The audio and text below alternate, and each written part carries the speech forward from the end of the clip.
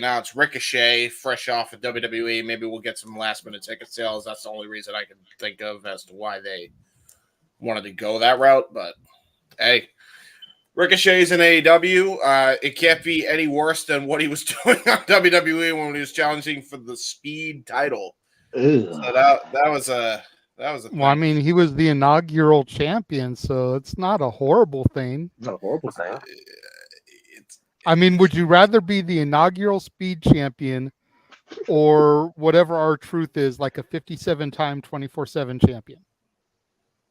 Oh man, that's a good point. Well, okay. So, I think I'd rather be the inaugural Speed champion personally, because I lost that 24/7 title 57 times too.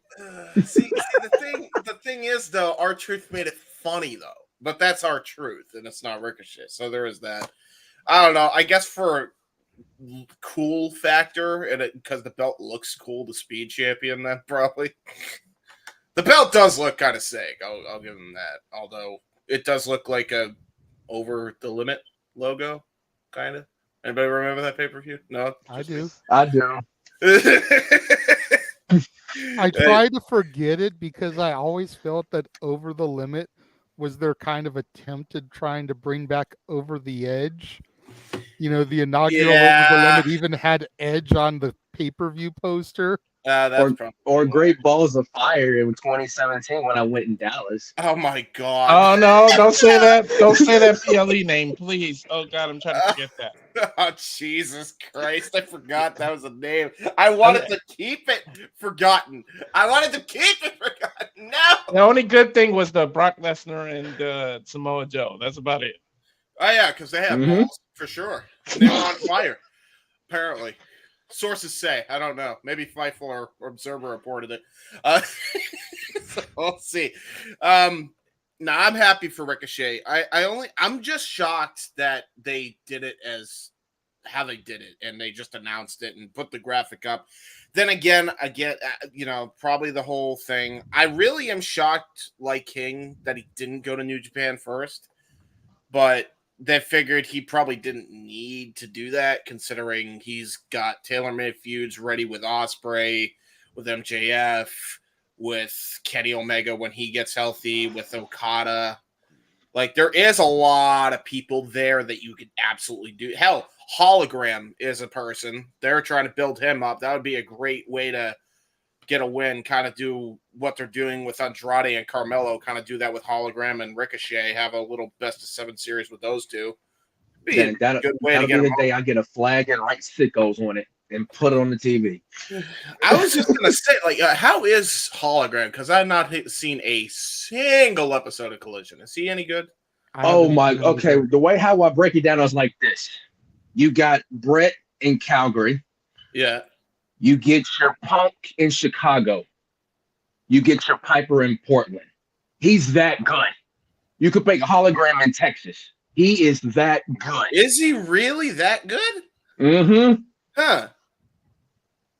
I'm curious now. I was not gonna check out a thing because I thought the look looked hokey, but now I'm like, the look is hokey. The look is hokey, James. I get that, bro. But man, the way how he wrestles, it makes you forget about that within a quick snap. Huh. Okay. Isn't the whole gimmick trying to figure out who he is under the mask is like an ongoing joke now? I remember they was trying to figure out. I mean, I knew I fell victim when I thought it was Ricochet at first when they first teased it because he's like hopping over the portal, WWE, AEW type portal. I thought it was Ricochet. Wait, that's Hologram? That was a that's not Hologram. It's Artemis Jr. from I think CMLL, I believe CMLL or AAA, either one of the two. Artemis. God, they have a lot of people that have holograms and teleporters, and they're gonna have Ricochet who's a cat. Jesus Christ, a lot of shit going on here. A lot of fucking crazy ass shit. I don't know what's going on, man. But yeah, happy for Ricochet. Deviation aside, I do want to see him in hologram. If hologram is that good, like King says, I'll take his word for it. Well, I guess I'll go. I'm just hoping Ricochet gets on Dynamite and not be exclusive to Collision, because it's like I really don't. Since CM Punk got fired, I admit it. The only time I've ever watched Collision is when we had to do a watch along for it. So Yeah. I won't see Ricochet if he doesn't do it. Prince Puma. I don't know if WWE owns the name Ricochet, so I'm not sure about it. No, yeah, he owns his own name. Ricochet owns his own trademark name. Yes, Okay. yeah, he's So- owned that. He's owned that for years Okay. now. That's been Okay. owned. Thank So- God. Yeah, exactly. I would part of me would prefer that he came out in the Casino Gauntlet as a surprise and they never announced that he signed. But I do get it. Like James said, it probably was a desperate attempt to get like last minute ticket sales. So I mean, maybe there's more surprises to come. But the only negative is like it starts to make me think: how much longer do we have Samantha Irving in WWE? Is she gonna follow?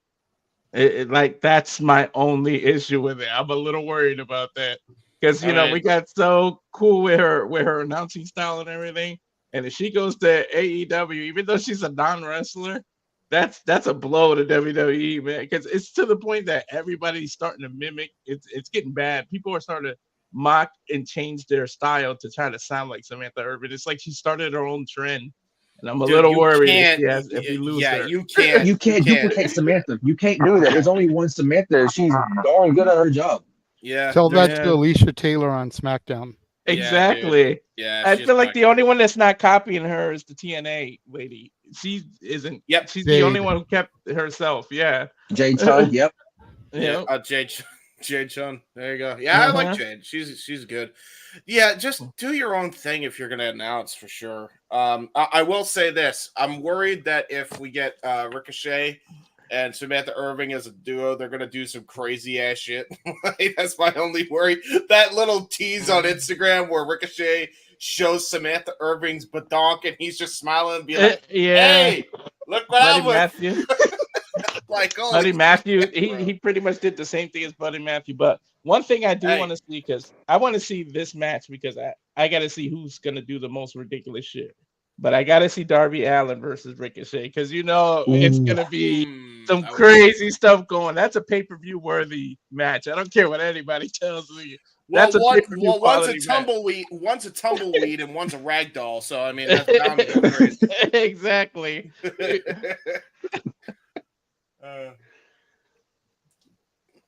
Yeah, I'm kind of conflicted about everything because like when I first heard it, I kind of felt the way you guys did. Is like, why are we announcing this now? Why not leave it as a surprise for the Casino Gauntlet, Yeah.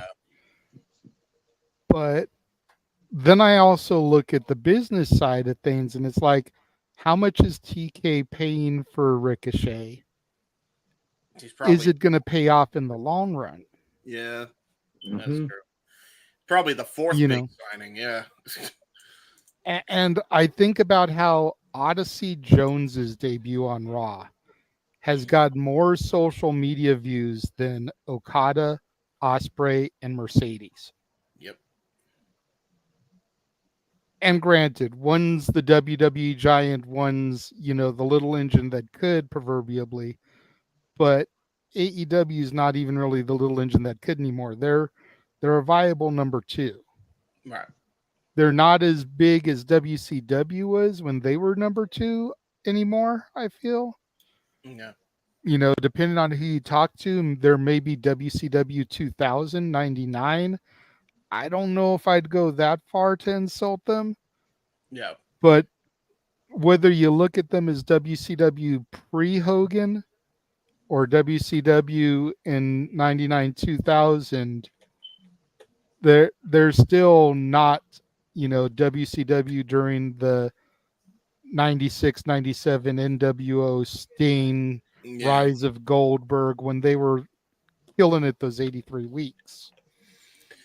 Well, I mean, and yeah, I know he's not everybody's cup of tea, but Vince Russo and Dr. Chris Featherstone released a video today where they were kind of talking about the Ricochet situation. I watched the whole video, went back and I clipped like 5 minutes of it, 6 minutes of it that I want to play here, because I think between the two of them, they make some really good points, not just about AEW, but pro wrestling Yeah. overall.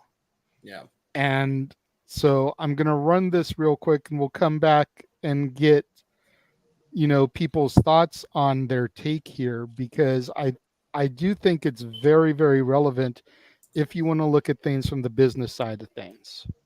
I'm reading this and I'm like, this money that Taekwon spends, like, does he like? I have to ask this question. Oh, Tony Khan, Taekwon. Do you That's think Taekwon considers, like, is Ricochet gonna put one more butt in a seat, or is he gonna sell one more ticket? But Chris, let me ask you this honestly. Do you think he even asks himself that question, or he's such a mark for the guy that he basically just says, okay, bro, tell me what you want and I'll send the contract over? I think he's just a mark for the fans that he knows that Ricochet and Ospreay is going to be a 5-star match. I really think that Tony Khan pays the big bucks to get 5-star matches. But at what point do you start looking at dollars and cents? I don't care how much money you have. At what point do you really start looking at, okay, bro, I'm going to pay Ricochet X amount of dollars, and how am I going to make that money back? Doesn't matter. Wow, bro. That's I don't know how you do business like that. I just don't, man. I just don't. Clearly, the business model was thrown out the door, because if you think this was the go home show to All Out as of this recording, couldn't even crack 700. Like, this is, and they were down from last week, going to the go home show of their WrestleMania, of a stadium show, and year to year, from 2 years ago, they've lost 350,000 viewers. Year to year from 2 years because it was a show. I was listening to a clip yesterday of him. He was on with Meltzer, and it was castrating the marks. He was on with Meltzer, and it was recent, bro, just about a week ago. He was blaming the low AEW rating on the lead-in. Chris, I got to ask you, and I want to throw this out to a Sports Kid in Nation as well. Seriously, if you had more money than you could count, like, you can't even count how much money you have. If you had more money than you could count, do you think you'd be wasteful with that money? Absolutely not. No. How do you know that? How do you know that? Because if I became the owner of a NBA franchise, I'm a Bulls fan, for instance, or I'm a Titans fan, right? Right. If I bought the Tennessee Titans, there's absolutely no way that I would be content with mediocre years. I would absolutely obliterate management if they're not giving me productivity year to year as far as records are concerned. If they're not giving me, if I'm looking at gates and I'm seeing a dwindling in sales because we're not doing good as a team, there's absolutely no way that I'm going to keep the coach there. I would rather buy out your contracts to get a better coach, to get a better record, to have more people come to my events, to hike up the prices because they're going to come because we're doing really good. So that's just a business model that just comes with making money by owning a franchise. I mean, there's no way in the world that I would. Chris, that is a great point that you bring up, because I got to tell you, man, and this has been going on for decades, man. This has been going on, way before I got in the business. To me, bro, the one thing that separates the wrestling business than any other company. I don't care if you're a sports franchise. I don't care if you're a computer company. I don't care if you're an online company. I don't care. I swear to God, bro, for as long as I can remember, bro, there's never been accountability in wrestling. Never.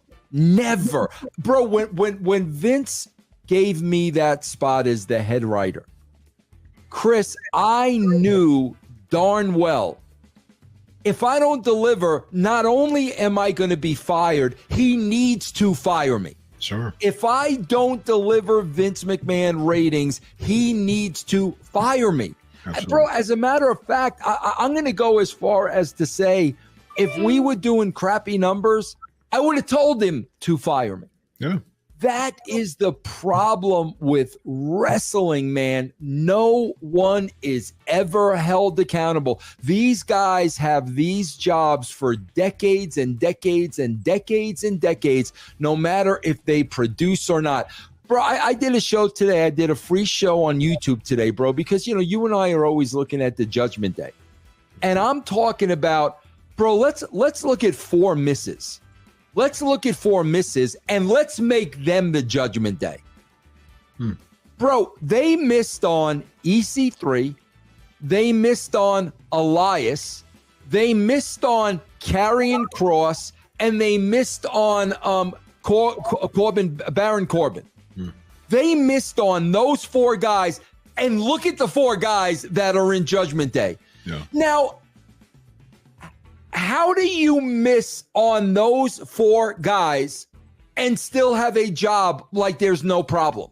I mean, you know football, bro. If any franchise that trades away 4 rookies and all of a sudden these rookies are Bryce Harper and Aaron Judge, somebody's gonna pay for that, bro. Absolutely. Bro, not in wrestling. No matter what you do, you're not gonna lose your job.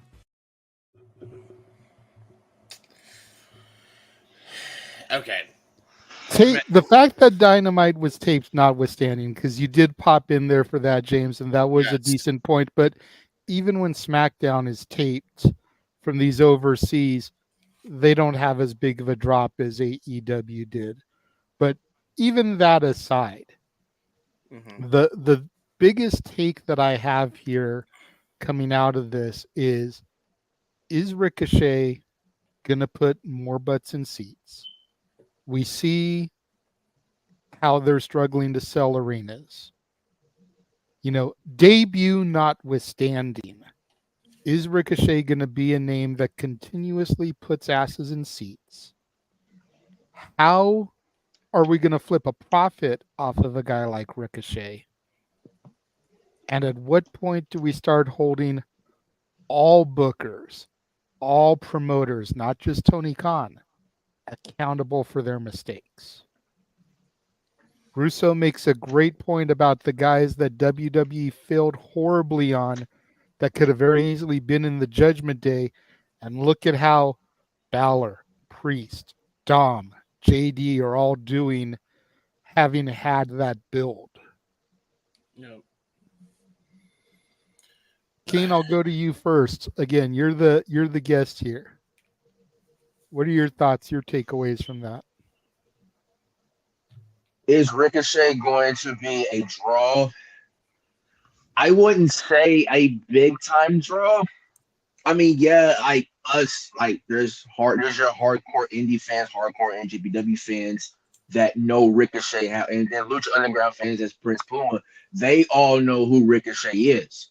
Of course, that's going to invest them even more, but it's just like, with the way how it is in AEW and the way how its main event division is, and then because you got the mid card, I mean, it's a better situation for Ricochet at this rate. But is it going to draw? I don't think so.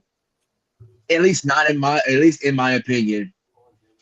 Because as far as like business aspect of things, it's like AEW gets criticism on that too, just like everybody else.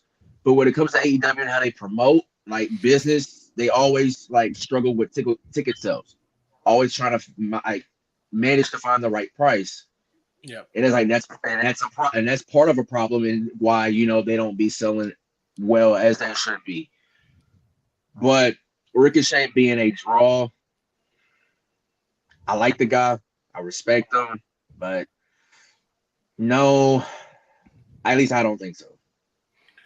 I mean, I think whenever Tony Khan books and gives people the Ospreay Ricochet match that everybody wants to see again, that'll draw.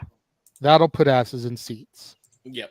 Mm-hmm. But aside from that match, maybe that program, then what? Yeah. Exactly. And that's what I'm fearful of. That's the one thing that concerns me about all of the people that Tony signs, whether they're New Japan crossovers that get All Elite contracts or they're ex-WWE people. You've got so many people on that roster, half of whom don't get used once a month, let alone weekly. 25% of those maybe get an ROH gig every now and again. But you see the same people on Dynamite that you see on Rampage, that you see on Collision. And it just, I don't know if this is a good move financially. There's going to be some great matches to come out of it. But again, what happens after you run those? Ricochet versus Darby, like you guys mentioned, that should be a banner. Ricochet versus Scapegoat Jack should be a banner. You want to give Ricochet versus matches against Dante or Darius Martin from Top Flight. Banners. Even if you want to give them singles matches against each of the Young Bucks, as much as I can stand those a-holes. Banners. But then what? There needs to be more concerted effort to bring in people that can write long-term stories. Like RJ City with the whole Tony Mariah thing. Exactly. Yes. And I have said from jump that is the greatest story AEW's ever told. I'll still, as good as it is, I'm still probably, it's definitely top 3 for me. I would probably still put Adam Cole MJF up until the end. Actually, no. That's the thing is the ending killed it. The ending killed it. Yeah, never mind. Yeah, it's like Rock Austin 2 at WrestleMania 17. It was a great match until the Stone Cold turned heel. Yeah. And then, but I will say the thing that will always edge it out for me, because we didn't know there was supposed to be a conclusion. Hardcore fans know that, but I'm still going to put Punk MJF as the greatest feud AEW's ever told. It is so damn good. To this day. Keyword though, James, is I didn't say feud, I said story. Story. Right. Story. There is a difference between a feud and a story. Tony Mariah is the greatest story they have told, at least during my time watching it. Yeah. Keep in mind, I'm not a day zero guy. I've been watching for maybe the last 2 years. Okay, I got one for you then. Even though you haven't watched it, but I'll mention this. Still edges this one out. This actually still makes the top 3, but this edges it out. Kenny Hangman. It's literally the first long-term story they ever told because they. Yep, and it was the Hangman era. Year 1 was the Hangman era of how we was going to get Hangman to the AEW World Heavyweight Championship. So everything from Kenny Hangman was the story of AEW to me, and we saw how that. The conclusion of that was Hangman winning the title. Yes. Okay. Yes. Even though I wasn't watching full time then, I did have my toes in and out of the water because my roommates at the time were watching AEW. Yeah. CM Punk drama bullshit to the side. I still consider Hangman the worst AEW champion they've had. Oh yeah, for sure. So again, you look at the after effect of the story. Did it really live up to the story? Did it really pay off? I think that's my only counterpoint argument for those of you that watched the whole thing unfold. If he's going down as the worst champion in their history, I say the story still edges out Mariah and Tony, And I say that because it wasn't necessarily the title reign. It was a chase to the championship.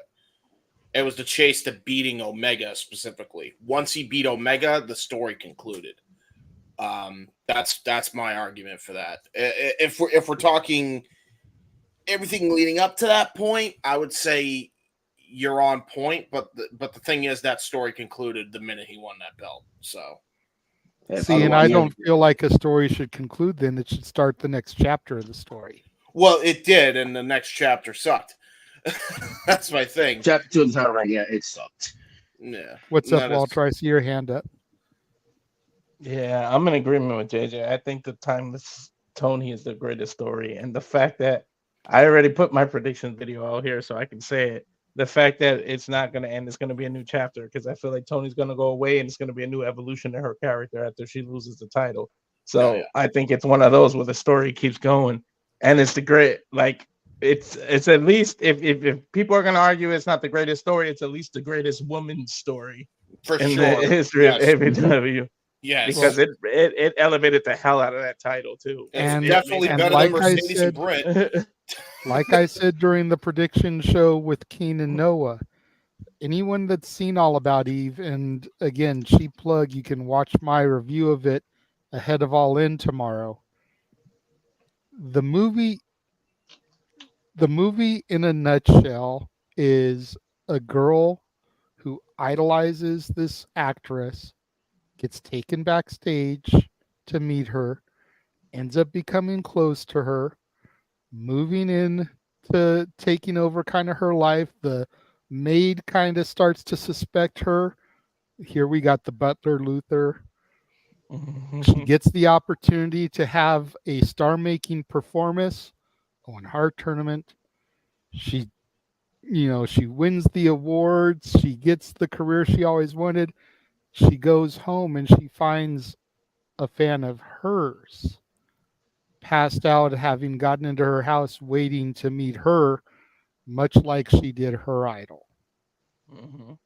So once Mariah wins, if we go to Dynamite on Wednesday and she goes into the dressing room and there's a random girl in there, that's what I'm waiting to see, is how we go into the next evolution of this story. And I told Noah and A-Train, that's how I would have debuted Camille. Yep. I would have had her be that person. She had been sitting in the benches long enough. You could have had her be that person. You could use a somewhat repackaged Anna Jay with her Japan stuff she's been doing lately. Mariah came from Japan to AEW. Yep. Anna Jay kind of followed suit, went to Japan, did this tournament, comes back to AEW. So you can thank Mina Shirakawa for that one. Yeah. I don't know if I'd put Mina in that spot just because, Mariah was under Mina's wing in Japan, so it wouldn't make sense for Mina to be the fan of Mariah's now. No, I wasn't talking about that. I was talking about the whole Anna Jay with the whole Anna Jay Mina Shirakawa with Mina's ROH. It was Mina who introduced her to the idea of it. Yep. That could work. Anything to give me more Mina. We want Mina, damn it. Yep.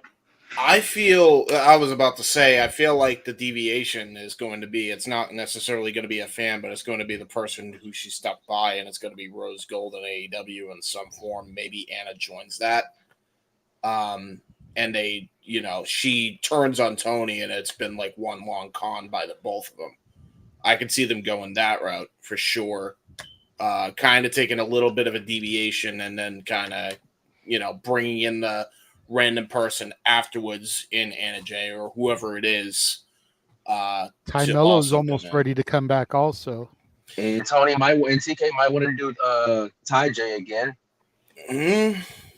Yeah, but, that's if their rumored AEW Women's Tag Team titles are coming, which I hope to God they don't. Don't bring There's it not up enough I don't teams. want to see that. I do not. They have 25 titles already. Leave the concept of bringing new titles alone. Yeah, Yeah, we got to remember this is Tony Khan. This is also AEW locker room. But we shouldn't talk about anything negative, guys. We shouldn't talk about anything negative, or else Dax Harwood might get mad on social media. Anybody see Hi that guys. shit? Hi guys. And to this point, I'm surprised there isn't a backstage drama championship. That's what AEW is. Dude, let's be real though. If there was, I mean, Sammy Guevara would be the champion. No, I don't know, man. Punk might edge him out a little bit. Punk's not with the company no more. How can he be the champion? Hey, he still has the Real World's title somewhere, I'm sure, in the refrigerator. Right. Call back. I'm just saying, bro. I will say, if this, I will say. This is fantasy booking, but if somehow this has all been like, I'm still wondering if some fuckery is afoot somewhere. If Punk comes out at the end, just face to face with Punk with the Real World's title, I will actually lose my shit, because that would be like, what a callback to 2011 that is if that happens, right? And then all of a sudden you see Drew come out of nowhere in Wembley and fucking Claymore kick him, like and then all of a sudden we just get some big ass Donnybrook in the fucking Wembley arena. That would be dope, but depends on if Shane signed. Yeah. So I don't know, but that would be cool. That's just me fantasy booking for. I don't know about a healthier fucking industry. I'm just saying. I don't know about Shane being signed. If he was a surprise in the Casino Gauntlet match, he'll probably tear his quad just doing the little dance at the beginning of his entrance. Yeah. Hey, listen. I ain't talking about him tearing his quad. I'm just talking about the $1 million question, though. If Shane were to debut tomorrow, the $1 million question, though, is, and I'm gonna throw this again to A-Train. Does he re-tap Naughty by Nature for a new song? He's gonna have to, but from what I heard on the countdown on the All In, Mercedes saying she has some plans laid out for Wembley for Britt. Take that for what you will. I mean, I know he can't use the "Here Comes the Money," but damn it, I need another Naughty by Nature banner in 2024. I was about to say. I mean, he can always hit up, because he's got Mercedes. He can always hit up Snoop to make some song for him. Nah. Snoop's style is too laid back. It wouldn't fit Shane O'Mac. Snoop's probably wrestling that 9.6 million he made over there in Paris this year. So I mean, to be fair, it actually should be Snoop Dogg, because Shane's kind of laid back and he can't really wrestle anymore because he'll tear something. So maybe a Snoop Dogg ain't a bad shot. Hey, but it's just that Shane O'Mac shuffle, boy. I was just saying, Snoop, hey, it was like. Hey, he's like, Snoop probably like looked at Shane. Is like, if you go to that other place, you owe me, motherfucker. I saved your ass at that WrestleMania show. I thought on my feet. He sure did. But back to the Russo thing. He's I don't know. I don't know if Ricochet's got a cult following, but it kind of depends on how they book him. Whether he's gonna be put some butts in the seat. They book him to make him look like this big time person, then even though he's a smaller wrestler, booking people can get behind. He'll develop more of a following, and people will do it. I certainly tell you that's what he thought about Mercedes. And look, I don't think she's put much butts in anybody's seat. All she's done is put her foot in her mouth. It's really what I think. And then she started coming out trying to be the greatest women's wrestler or whatever. It's like I got tired of her, to the point where I started screaming BOO, and that caught on with us. Like it got bad. And I really don't want to go down this rabbit hole with Mercedes. Yeah, she's gotten to the point where people change the channel instead of cheer for her.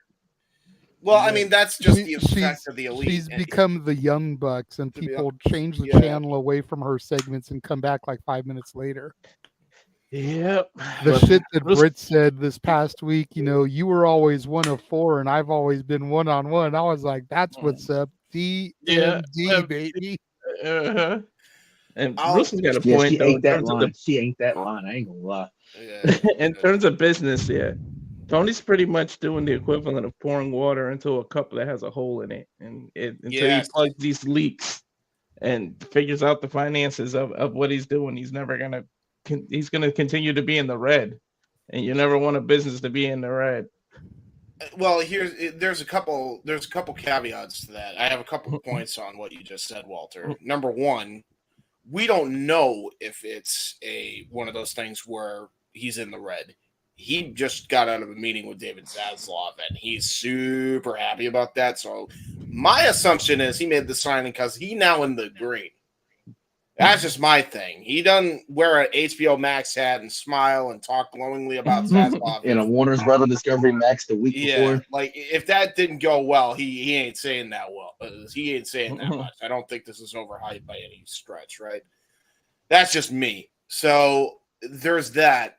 However, despite that, and I think this has been the case ever since last year's All In and that whole debacle, which I refuse to talk about anymore. I did a whole Jay Hebert side. If you want to watch that, go for it. I did. I watched a little bit of it.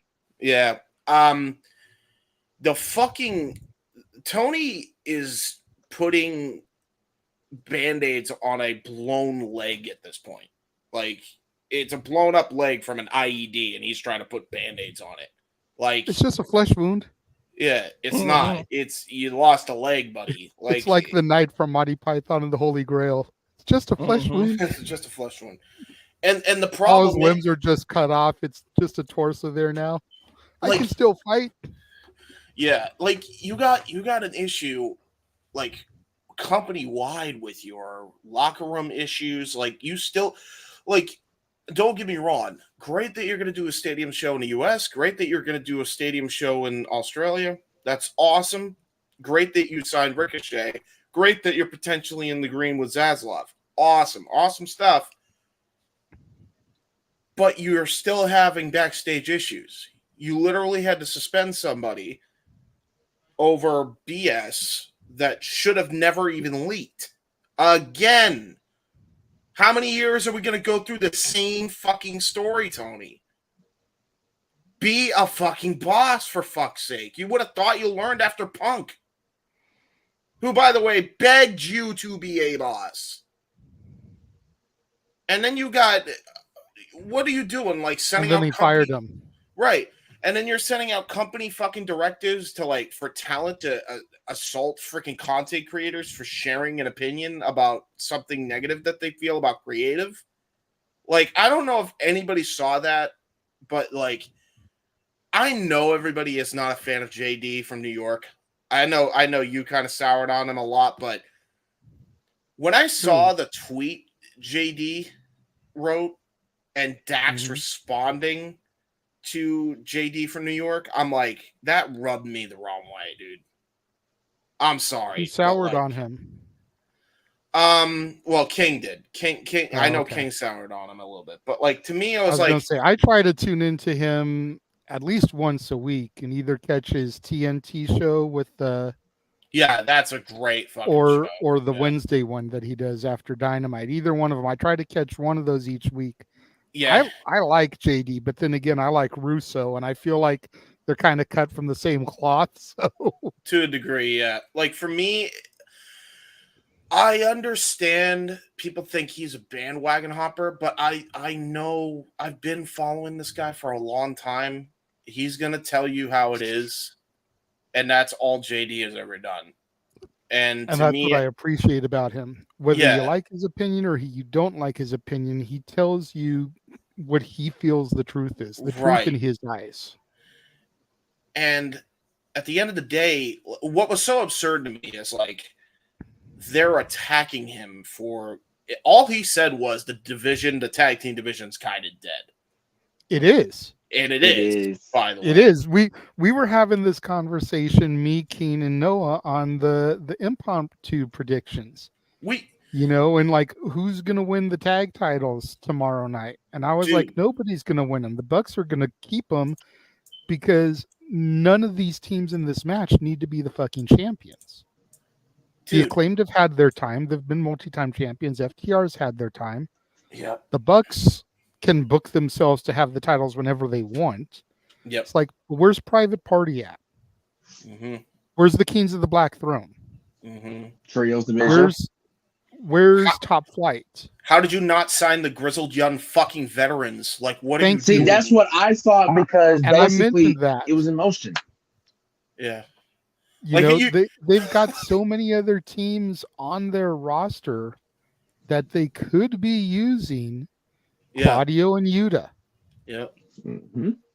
Who they're going to put in the trios match. Freaking Nick Wayne and Kill Switch. Yeah. You've got the Gun Club. You've got Juice and Jay. JY, yeah. There's a bunch of teams. None of the teams in this match need to be fucking champions. What we need to have is have fucking Bobby Lashley and Shelton Benjamin show up, beat the shit out of all three teams, and stand in the ring with the belts held high. Lashley and Cedric. Don't forget Cedric. Cedric is in WWE. Cedric's he's still in NXT. Yeah, Cedric in He's in NXT. WWE still. Cedric the is other in three NXT. are free agents. Well, fuck. So that's why I say let it be Lashley and Shelton, or let it be Shelton and MVP for the time being. The Hurt Syndicate. And just let them be standing tall in Wembley, belts in the air over all three of those fucking teams. I mean, I would have loved it if they did that. If they would have done like a Jared and Lethal. Jared a mystery team and not known, and it could have been those two. Coast City Kingpins. I would call that. That's what I'd call the Hurt Business if you go into AEW. Coast City Kingpins. Well, they copyrighted the Hurt Syndicate. Yep. Yeah. Did they really? Okay. Yep. That way they can kind of keep the Hurt Business moniker. That's fair. Anyway, the whole reason I even brought up the Dax thing and the JD thing. Yeah, get back to your point. Sorry about that, but no, we're taking we had the same conversation on Wednesday. That's why right. Get those 2 cents in but therein lies why I have such a huge problem with Dax going after JD, because it's like everybody's thinking this shit. It's like everybody. It's not just any of like if we're all agreeing, then you can't just target one person. That's what's so absurd to me about it. But it's that one person that has been targeted about so many. I mean, look what happened with the whole Alexa Bliss situation. Yeah. And the whole so JD's talking about pretty much everybody. And by the way, I was going to say it's easy to do that to somebody when you're already a polarizing individual. Yes. That's why whenever I bring up stuff from Russo, I always, usually say, if anybody else said this opinion, would you have the same feeling about it? If Mark Calloway went on 6 Feet Under and said the exact same thing Vince Russo did, would you be coming at him? Or would you respect his opinion because he's the fucking Undertaker? Respect his opinion. If he said the exact same thing JD from NY said, you coming after the dead man? Or are you respecting him because he's the fucking Undertaker? Yeah. Exactly. Yeah. And the issue that I have so much so with that, and I'm glad you brought that point up, because again, everybody has an opinion. You don't have to think everybody just is an asshole for having an opinion. Yeah, it comes down to hate the message, not the messenger. Yeah, the whole thing with JD is, yes, he did freaking have that Alexa thing. That happened years ago. He's apologized personally to her since. Same thing with Britt Baker. Apparently there was an issue there. Yep. And JD fucking apologized, and Britt Baker appreciated the apology, I guess, there. I'm surprised she appreciated any apology with the way she's acted backstage, to be fucking honest. So it's like, he's made an effort to at least correct the mistakes. And then when I see him get attacked by some goon that Dax did a podcast with, Mike Kuhn, right? Retweet JD's tweet. And then that's when Dax decides to go after him over what was a tame take and say that he doesn't appreciate that we break our bodies. When did he ever say that in his tweet? Not once did he say that in any of his tweets talking about the tag team division. He was strictly calling out creative. Strictly. We have all done that. Every single person in this room has done that. Because we actually give a shit about the company, you fucking idiot. Sorry. It's like coming after us for saying the women's tag titles don't mean anything in WWE. It's true. You can't argue that damn fact. Yeah, and I've been calling out WWE on that for years. Mm-hmm. I showed you how to create women's tag team wrestling and how easy it is, how it's not hard. Especially with On the this very influx of show. talent that you've got in NXT. Yes. I've literally shown how it can be done on this very fucking show format. Like it's not hard to do. You know, you hate the message. You hate the message. Exactly what you said, JJ, not the messenger. And if you hate the fucking message, don't fucking get angry at us when we're calling it out. Take it up with your fucking boss. Yeah, exactly. Yeah. Better yet, change the narrative. Prove us wrong. That's what you got to go out and do. Isn't that what EC3 tried to do? Control your narrative. Yeah. He even said, that was a mistake. I'm just saying, promotion notwithstanding, take control and control the narrative that's put out there. Yeah. The booker has the power in the palm of his hand. Correct. The power is behind the pen and the paper.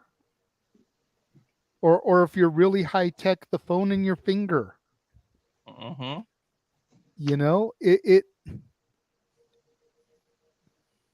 what are we fond of saying around here, James? It ain't hard to book. It's just hard to finance. Yep. Ain't none of us got the money to finance. TK does. Booking's the easy part. Yeah.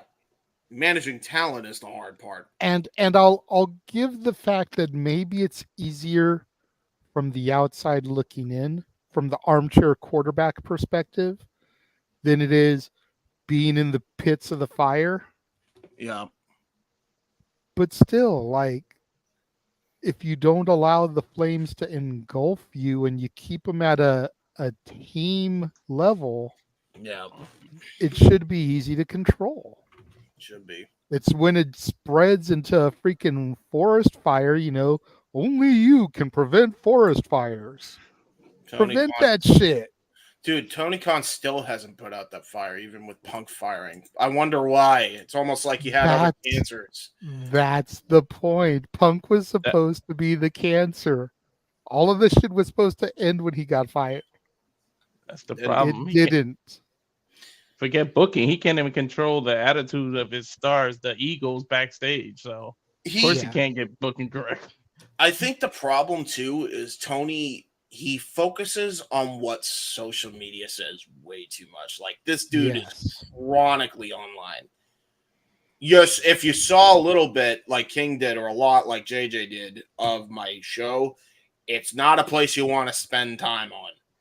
Trust me, believe you me, it's not a place you want to spend time on. I don't understand. I honestly try not to dwell on social media that long. The longest I'm usually ever on it is when I'm doing Uber Eats, because I'm literally sitting in my car doing nothing. Yep. Like, I may as well go on to Instagram, scroll for a little bit, check out some reels, hop over to Twitter, scroll for a little bit, hop over to Facebook. Yep. Go back to Instagram, go back to Twitter, like repeat cycle until I get an order. But it's like, at least for me, and I feel like we've deviated a lot. There's some super chats waiting to be addressed. Yes. We still have to get to All In overall. But for me, I try to look at social media as entertainment. And I know not everybody can do that, but for me, it's no different than picking up like the National Enquirer or, you know, one of them gossip magazines, basically. Yeah. What I'm seeing is the different people that I follow, the reporters, posting their gossip. Pretty much. Sometimes it's factual. Sometimes it's embellished. Sometimes it's a straight out lie. Mm-hmm. Just like in those magazines. And if you don't look at it as anything other than that, you can do as Noah always tells us to do and protect your mentality. Yep. But if you start to treat what you see on social media as if it's, you know, the Wall Street Journal, or as if it's the Bible, or No. some kind of solid factual news source, which, depending on your belief structure, the Bible is an even factual news source if we really want to go there. Right. But something that you put stock and faith into, then you're going to allow your mentality to get fucked up. Yep. Which is what I think has happened to Tony to an extent, probably to a fault. I wish I could meet this fool at a show, pull him to the side and be like, look, you don't know me from any of these other fans that are standing in line. Nope. But I want to see you succeed. And these are the changes as a fan watching for the last 2 years that I think that you need to implicate in order to grow your business. Yep. You can either listen to me, or you can walk away from here having heard nothing, like I'm one of the adults in Charlie Brown, just womp. Yep. How you handle this information is completely on you. Yep. Yeah. I mean, again, we'll see what happens. I think they need to really reel in their backstage Agreed. discussion and their online discourse. Agreed, Really but that requires you to fire the people that cause problems. And the problem is you've got somebody like a Britt Baker, who's the first female that they signed, arguably one of the pillars of their entire company, let alone the women's division. They're not going to fire her. You've got Sammy Guevara, who's been proven to have issues with multiple people backstage. Yep. But he's the future of the company and the business. You're not going to fire him. Mm-mm. You've got the Bucks, who are in positions of power. You're not going to strip them of their power, because then you've got to admit that you were wrong in choosing to put them in that position in the first place. And your ego is too fragile to admit that to the world. Mm-hmm. So the people that have been proven to be the problems are going to stay there. Yep. Whether we like those people or we don't. I like Britt. I can't stand the Bucks. I'm kind of indifferent on Sammy. I used to hate him. Then I got to the point where I kind of liked him. And then, he took the time off because of the pregnancy for Ty. Hasn't been around really until recently. He's on Ring of Honor. I can't see ROH. So I'm just kind of indifferent about him at this point because I haven't seen him in a while. I agree. I don't care enough about him to even have an opinion. But what I see of him as an in-ring competitor, he's fucking amazing. Give me Sammy Guevara versus Ricochet all day, every day. Let that be a Rampage main event. Might actually get some fucking eyes on Rampage. Yeah, man. For real. Dude, and that's another thing. Like, when all of your shows are down ratings-wise, I get that we usually don't pay attention to ratings, but that's kind of worrying. And we're talking like by thousands, like hundreds of thousands of people have tuned out of all shows. That's the thing I'm most concerned about as far as All In next year. Yep. Okay, you can sell out All In at Wembley Stadium, even going from 80,000 to 50,000, which is a 30,000 person drop. Yep. You can still sell it out and it looks impressive. If you can't get 10,000 to All In next year in the States, what the hell? Because you're having a hard time filling 5,000 seat arenas, and this is supposed to be your WrestleMania. You're having a hard time selling out Grand Slam, which you only have set up for 5,000 instead of 21,000. That's what I'm saying. You have a hard time selling out 5,000 seat arenas. Yep. And this is supposed to be your WrestleMania. If you can't at least do 25,000 here in the States, you are dead. And I think it's about time we admit, if they can't do that next year, that AEW is dead.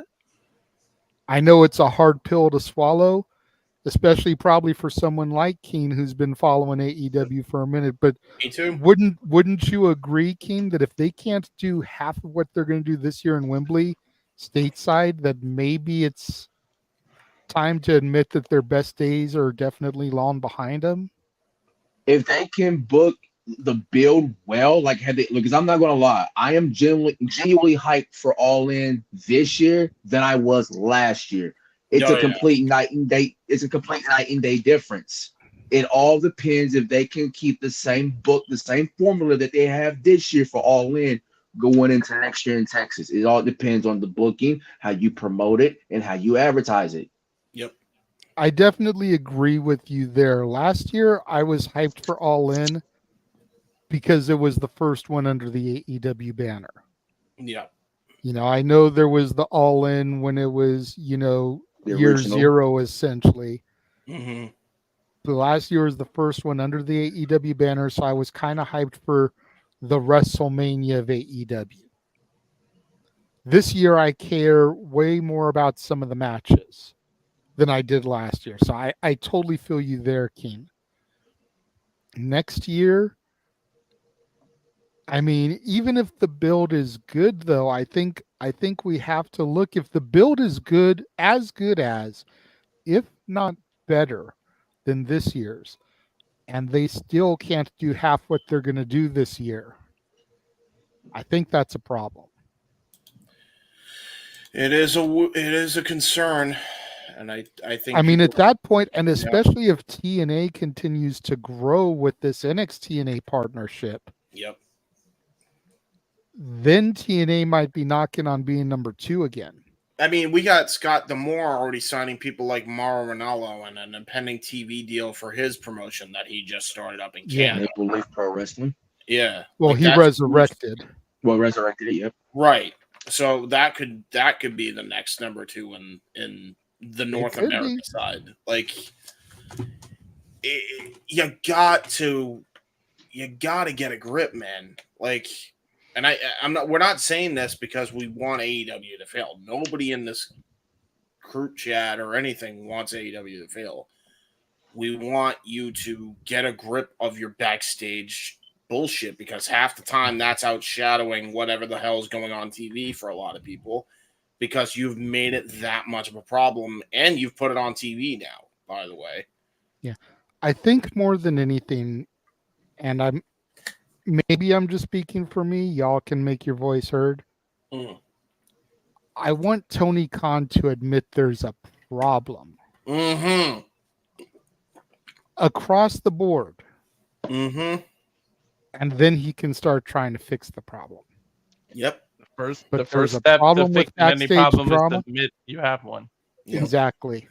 But there's a backstage problem, there's a booking problem, there's an attendance problem.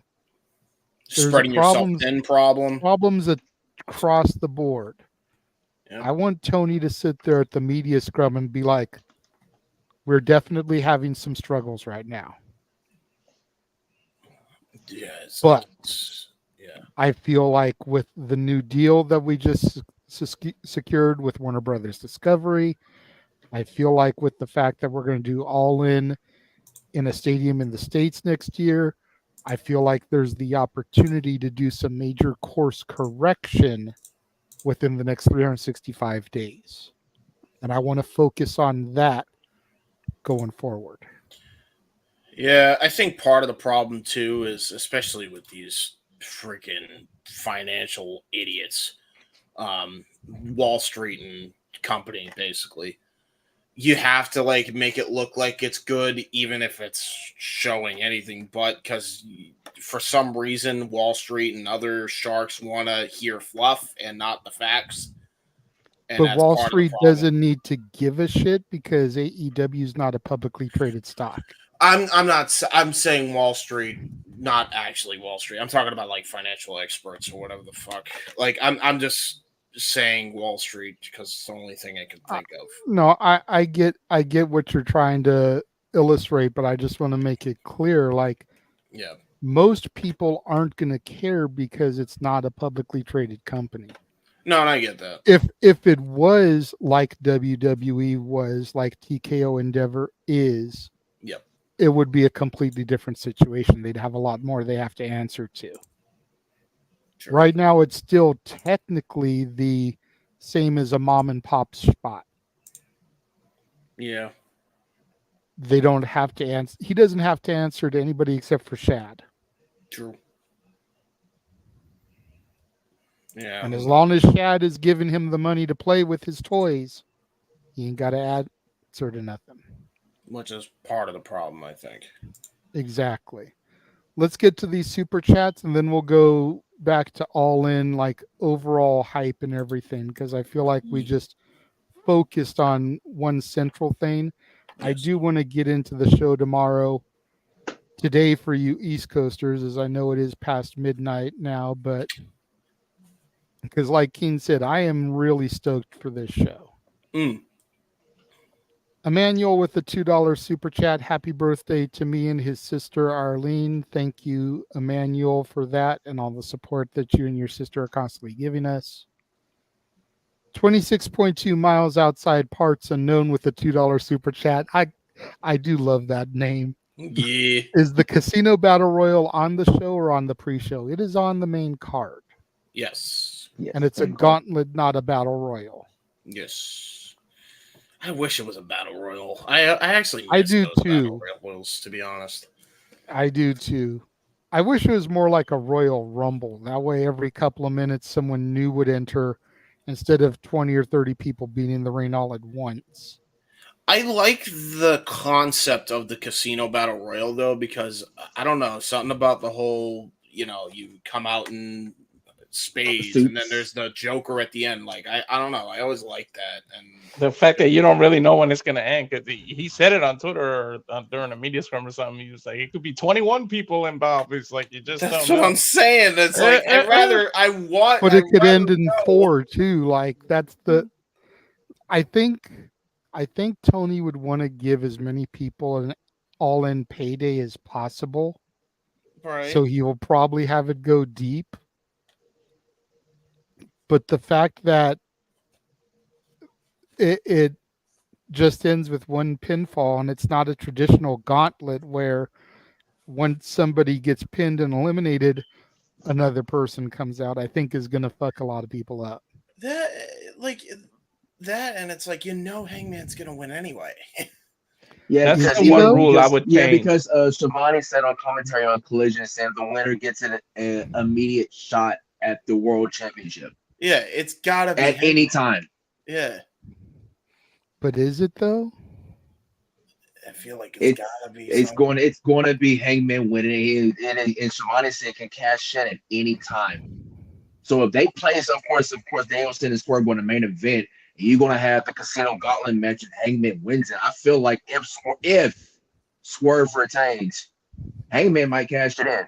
Like Swerve and Danielson, I think, is going to be Danielson's last match. Like, that's going to be for the title, and Swerve is going to get the belt back, and then they're going to do the match with Hangman and Swerve at Full Gear, 1 year to the day from their blow off the first time. It's either got to be Hangman or one of the surprise unannounced people just to throw a curve. It's got to be one of those two. Like, I still want it to be Jeff Jarrett, baby. There's no way. There's no way. Like, I wouldn't mind Jeff at this point, especially in the face run, but I don't see it yet. Who knows? I still think they should have done a battle royal instead of a gauntlet, because you already know the end result is going to be Hangman winning. I don't know why we're or Jarrett, or who was the other person you mentioned, Walter? I forget. No, I just said any surprise that's not announced, like a Ricochet or maybe a Lashley. Yeah, yeah. But if it's not going to be a surprise, it's got to be Hangman. Which is why you should make it a regular gauntlet match where you keep pinning and the next person comes out. You shouldn't do the 21 thing. That way, when your surprises come out, it's actually worth it. Like everybody should be getting eliminated and the next person come out. Don't call it a gauntlet if it's not really a gauntlet. It's just like that's what I'm saying. 21 man first to win. It's kind of dumb. Just do a battle royal, brother. Like, just do a battle royal. Just do the Casino Battle Royal. Like, fuck's sake. And why are we doing casino anything and we're not in Vegas? We're not in Atlantic City. Like, come on, at least put us somewhere where they're known for gambling. We do got a London ladder match. Like, come on. Just I don't know. Call it a fucking, I don't know, something like maybe blackjack battle royal or something. It's still Vegas. Like It's still casino thing, bro. I don't know. Like, well, I mean, they have casinos in London, right? It made sense the first few times they did it when it was in Vegas, but yeah. The point is just like, make it a battle royal, for fuck's sake. I don't get it. It's stupid. The Buckingham Palace gauntlet match, like. Yeah. There you go. Related. That would work. That would work. Yes. We also are we gonna get to Daniel's comment? Hold on, because it's not a super chat. That's the first line. We do have another super chat from 26.2 miles outside parts unknown. Difference between intercontinental and continental. The difference is one is just continental and it doesn't have an inter. Is that? Well, that's pretty much it. One is within the continent. So like North America would be Canada, US, and Mexico. Intercontinental would be North America, South America, Africa, Asia, etc. All the continents. Intercontinental. Okay. So this is wait. The continental is just the North American championship? Yeah, it would just be one continent. I just used North America as an example. Wait, but technically there's two continents. This isn't John Wick in the Continental Hotel, bro. But there's two continents technically that are connected with each other. There's North and South America. But they're two separate continents.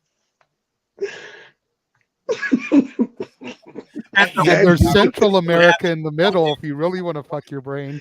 Yeah, it depends on where the company's based out of. That's what you're the champ of it within that continent. The North America is this. It depends on who. Intercontinent is all 7 of them. I learned something new today, brother. I feel like Solo Sokoa, but instead of math, it's geography. Did anybody see those tweets, by the way? Did anybody see those tweets from Solo? It's like, I hate 2013 Solo tweets. I hate math. Fuck math. And a year later, because in 2013 he was studying Steiner math. It's true. Mm-hmm. I said that as a joke when what's his name did his promo Monday. He said, "I'm from a prestige university." I said he majored in Steiner math. Yeah, that's Braun Breaker, brother. Yeah, Braun Breaker. Yeah. Braun Breaker majored in that shit. I bet you he does like math just to figure out how he's gonna spear a motherfucker in the next week. How much speed I gotta get? How much velocity I gotta get? If I'm going to break the barricade or just push him over. We'll see what happens there. That'll be fun. Hook on Wrestling. If you have a wrestling question, they will answer. Only $9.99. Call today to order. Yeah. True that. I love Emmanuel. Emmanuel always a salesman, man. Very good salesman he is. He's over on Walter's channel right now. I can tell by the little icon on his name because Walter is sharing the thing. Mm-hmm. There you go. All right, so all in overall, and the other comment that starred can kind of tie into that because there you go. But 11 matches booked so far, and I say so far because we could wake up in the morning and TK's added another match. Hopefully he won't, but he will. 2 pre-show matches, 9 on the main card. That's actually pretty tame for Tony.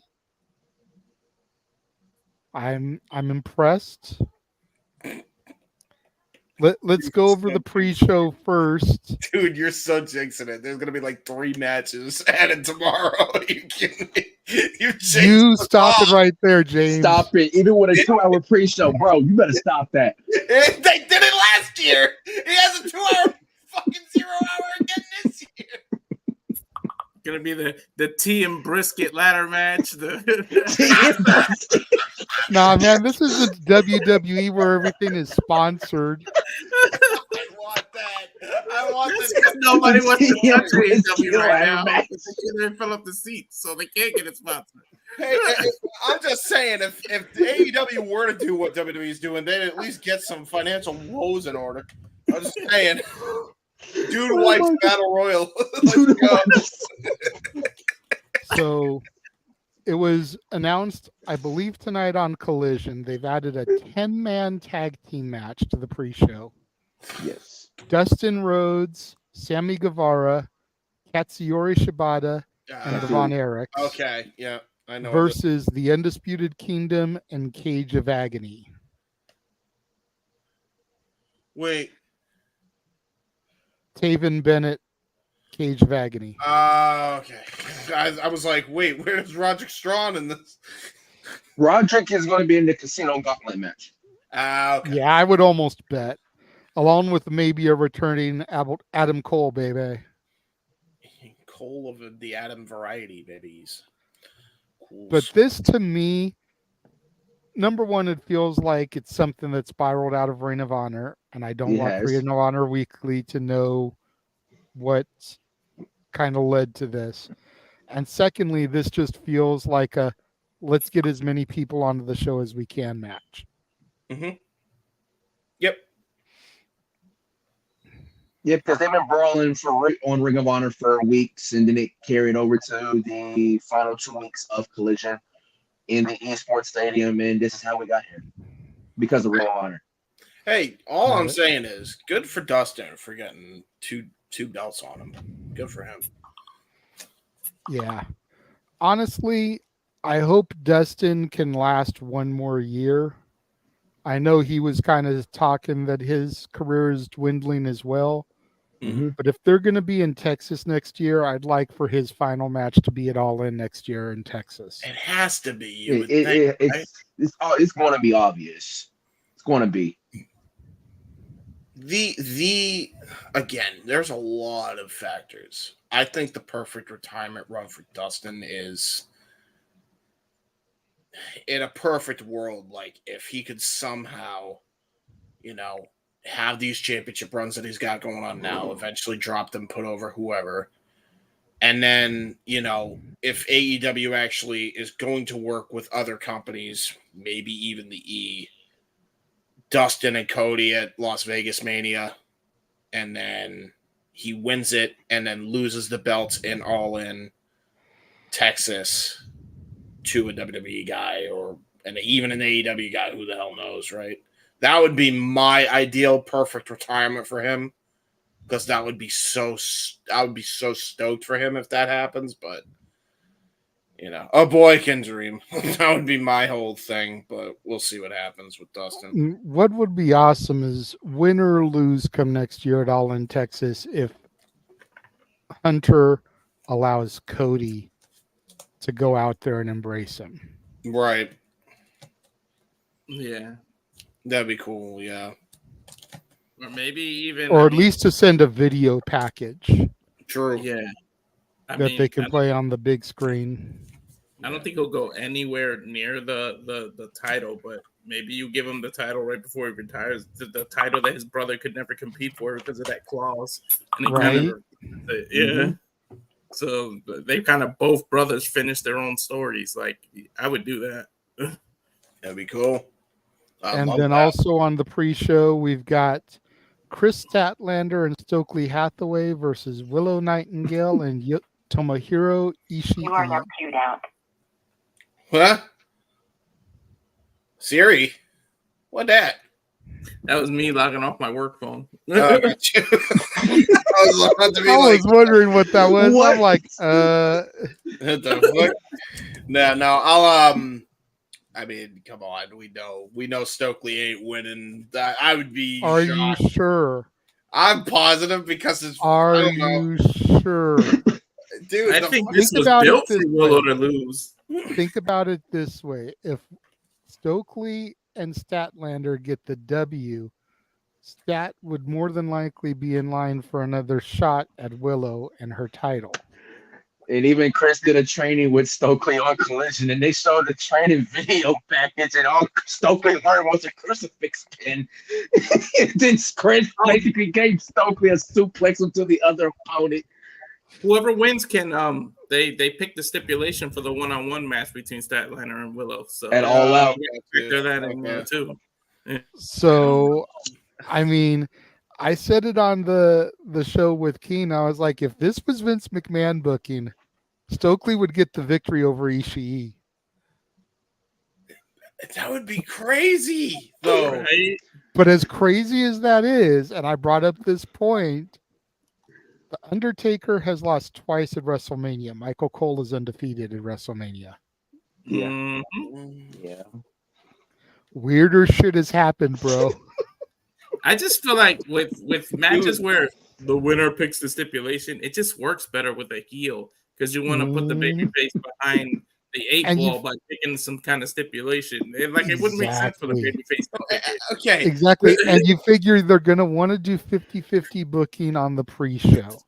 Mm-hmm. So if you have the baby faces win the 10-man, then you have the heels win this. Stokely is a fucking goddamn toothpick compared to goddamn EC. How's this become a legitimate possibility? I hate it. Hey, in MMA, we've seen little people knock out some way bigger opponents. So. Yeah, but bro, he fucking Stokely Hathaway ain't Demetrius Johnson, Walter. I mean, come on. I know. Come on. I say Stokely ain't no Rampage Jackson, okay? No, Look, James.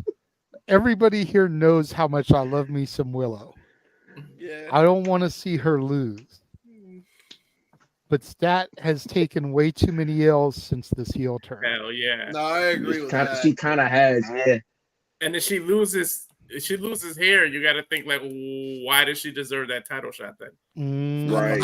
Okay, they have to do some fuck shit to pull that off then if they're gonna have Stokely pin Ishii. Like it has to be dirty as dirty can be. Like I don't know, like he goes for the schoolboy, gets his foot on the ropes, and Statlander holds his foot on the ropes. It could just be wrong place, wrong time. Think about it. Stat could lay something into Willow. Willow could stumble into Ishii. Tag Stokely. Stokely just crawl over for the pin. Some kind of like or Statlander suplex Ishii. Kind of like and Stokely gets the pin. You know, like Stat kicking Willow. Willow stumbles into Ishii, knocks him down, tags in Stokely, goes for the pinfall. Bro, it sounds stupid, but this is the UK, dude. Have you seen some of their comedy shows? No, I've seen it, but have you ever watched Mr. Bean? Hey, listen, I get you. You hear me out though. Ishii is a guy who literally you have to like have a nuclear bomb on his head for him to fall down. I know. We know this, bro. That's why it would be so hilarious. Or basically, Statlander can suplex Ishii. Just saying, and Stokely get the pin that way. I mean, look what happened in Cardiff tonight. Look what happened in Cardiff tonight. Big Bill got over with Hook. Got over in his match against Hook, and Hook got booed. Yeah, because back Big to the Bill's tag great. teams, Big Bill and Brian Keith. Hello. Yeah, there you go for tag teams. Yeah, true. All right, so we've got those two matches. Then we move to the main card. Yay! And we've got a London ladder match for the trios titles. That's fun. The Patriarchy versus the Bang Bang Gang versus the House of Black versus the BCC and the Bastard Pack. Oh! Yeah, they beat Top Flight and Leo Rush earlier tonight on Collision for that fourth spot. Yeah, which I was saying on the impromptu thing, it was stupid that they did that. That's where they should have just debuted the Hurt Syndicate.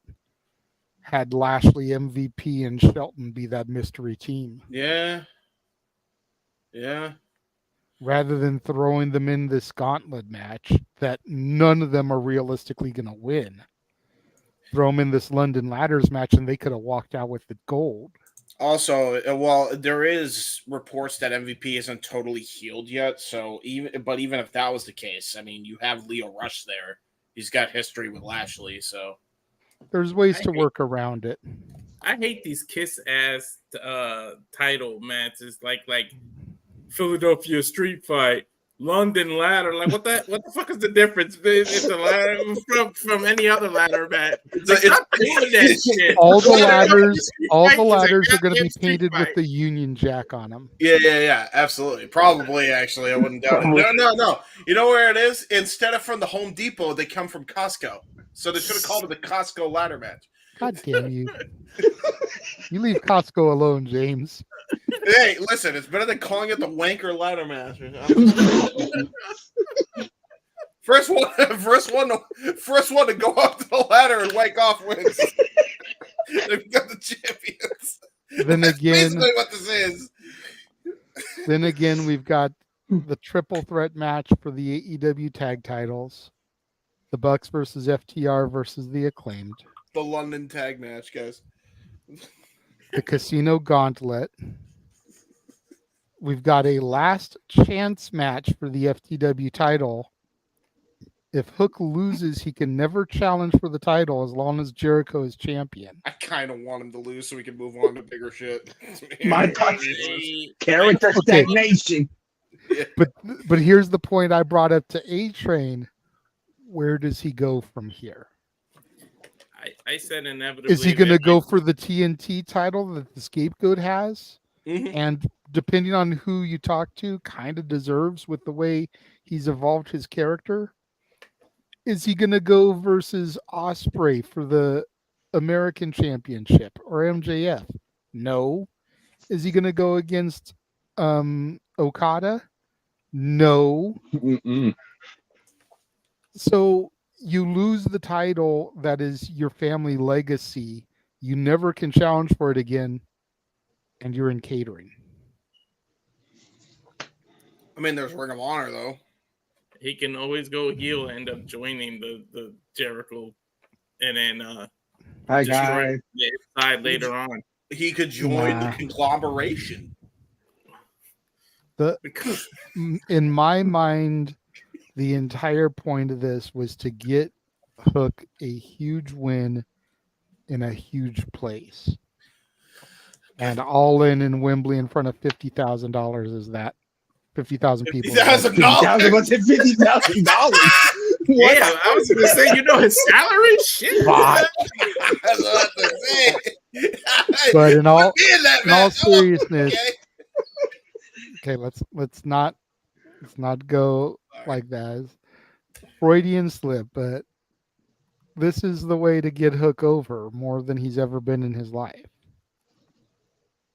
By the way, an alleged 50,000. Yeah. We don't know how many of those tickets were giveaways and how many were actually sold. Not yet, anyway. Okay. The only issue with that is Hook, he's already had that moment last year against Jack Perry. Yes, it wasn't on the main card, but he was the main event of the pre-show. And the Crimea River was born. I wonder if his dad. Yeah, but see, that's get off the booth and get involved. Too many people remember that as opposed to the fact that Hook won the match. That's true. Yeah. Because to be real, yeah. I had completely forgot that Hook won that match until you just brought it up. I remember that's Real Glass Crimea River. It's such a goddamn shame, man. Because last year's card was literally the perfect booked card, and then it Top just to bottom. all undone by that bullshit. I hate it. I hate it. Tell us how you really feel. Speaking of let hating it, let it out, James. Come on. Speaking of Let hating it it, out. James, we have a coffin match for the TNT title between Darby Allin and Jack Perry. We got another coffin match. I swear to God. Why couldn't you? Okay. Why couldn't it have been lights out? Please enlighten me why it couldn't have been a lights out match. Do you remember how good the Pitch Black match was in WWE? No, And not the- the same thing. The last time we had a London lights out. coffin match. Yeah. No, Walter, not a London coffin match. Oh. Oh God. Okay. Yes, I know the last time we had a lights out match. It was like in what was it? 2023, right? Ooh, it's 2023 is really years. I know it's been some Yeah. years ago. Yeah. So listen, I don't know why it couldn't have been a lights out match. You've established lights out. By the way, lights out is just an unsanctioned match. That's their name for the lights out match. Your record don't get touched. Yeah, it's not a pitch black match. It's not the fucking glow stick fucking funhouse bullshit. Sorry. So like, Sorry, Bray, and on the 1 year anniversary. Yeah, sorry, of your Bray. passing, yeah, too. We apologize, Bray. To my brother, but nah, like I look at it, I'm like, a coffin match. You have such bad blood. You had a fucking War Games. We're gonna settle for a goddamn coffin match. Yep. Why? Because So that they can have a glass coffin and he can say it's real glass, cry me a river. I swear to God, if they do it, nah, man, I gotta call this. This It's called event. a callback, James. I hate no. It's gonna be so Darby falls off a great height and ends up just falling right into the casket. There was already Photoshop pictures of him standing on top of that little London, top of the arc of that stadium rehearsing. Photoshop on top of that. Probably, yeah. Darby's going to go for a coffin drop through a glass coffin, break through it, and that's how Jack Perry's going to win. And then We get Revolution and All In from last year combined. But it won't be real glass. It'll be the candy glass like King of the Ring with Shane O'Mac and Kurt Angle. No. I just wanted this lights out unsanctioned, man. Why did there have to be glass involved? I mean, I guess you could have Probably glass because involved. we're already having an FTW match, which is an unsanctioned title. How are we going to have a unsanctioned match as well? Correct. Come on, James. Anything that Darby Allin does is unsanctioned. That's what I'm Correct saying. as well. Oh, whatever. So then I we mean, have our match for the American Championship because America. We the people. MJF versus Ospreay. Don't they both have belts or something? They both MJF took Ospreay's belt and rechristened it the America Championship. Right, but then Ospreay took the belt out of the trash. Doesn't he have the physical international belt? I don't know. Don't know. Maybe. Don't tell me he didn't actually come out with it after that. Please tell me that isn't the case. No. Why? Why? That was perfect. If they did that, then watch this. We'll go to a time limit draw, and then it all out. Bah, it'll be a ladder match like freaking Shawn Michaels and Razor Ramon, and both belts will be hanging. Oh, the Chicago ladder match. The undisputed continental title. The undisputed continental title. Yeah. It will be called the dual continental title. One's from South America, one's from North America. But then you exclude all the other continents. Ospreay will win it, and he'll deem it the European Championship. Again? Hey, you know what? I always wanted that to happen in WWE. I wanted the U.S. title to get lost to somebody like William Regal, and then for him to resurrect the European title during his run. I did too, to be fair. WWE 12, I blame for that one. The United Kingdom. Yeah, good group idea. Sad it never was. Right. Then we have our TBS title match. Mercedes versus Brett. B-O-O. Leave her alone. I will say, okay, we mentioned Mercedes. Her dance that she did at the what was it? No, it wasn't even her dance. It was the swerve. No, dance, right? I'm saying God at these two here. Oh, yeah. No, the fucking the dance that she did for Swerve at that baseball stadium when they were promoting. Bro, the comment section, you weren't kidding, King. Jesus Christ. The comment section lit her up.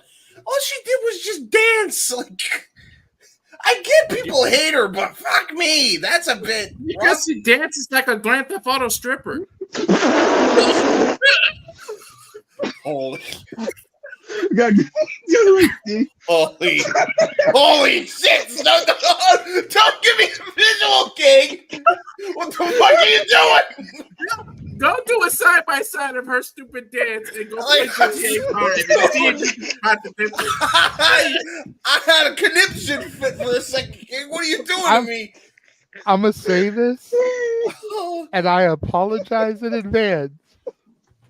But I can say this. I can get away with this one. Mercedes's dance is like an epileptic stripper having a seizure while dancing. No. Actually, and I can say that because I have epilepsy. Oh my god! You can say that. Yeah, that's true. Yeah, you can. I mean, to be fair, if she was dancing like that, I mean, that's gonna be feeling great for the other person on the other end. I'm just saying. They might as well use her for the motion capture to GTA 6 for the strippers. Jesus Christ. Okay, dude. but in all seriousness, y'all, let's reel this in just a little bit.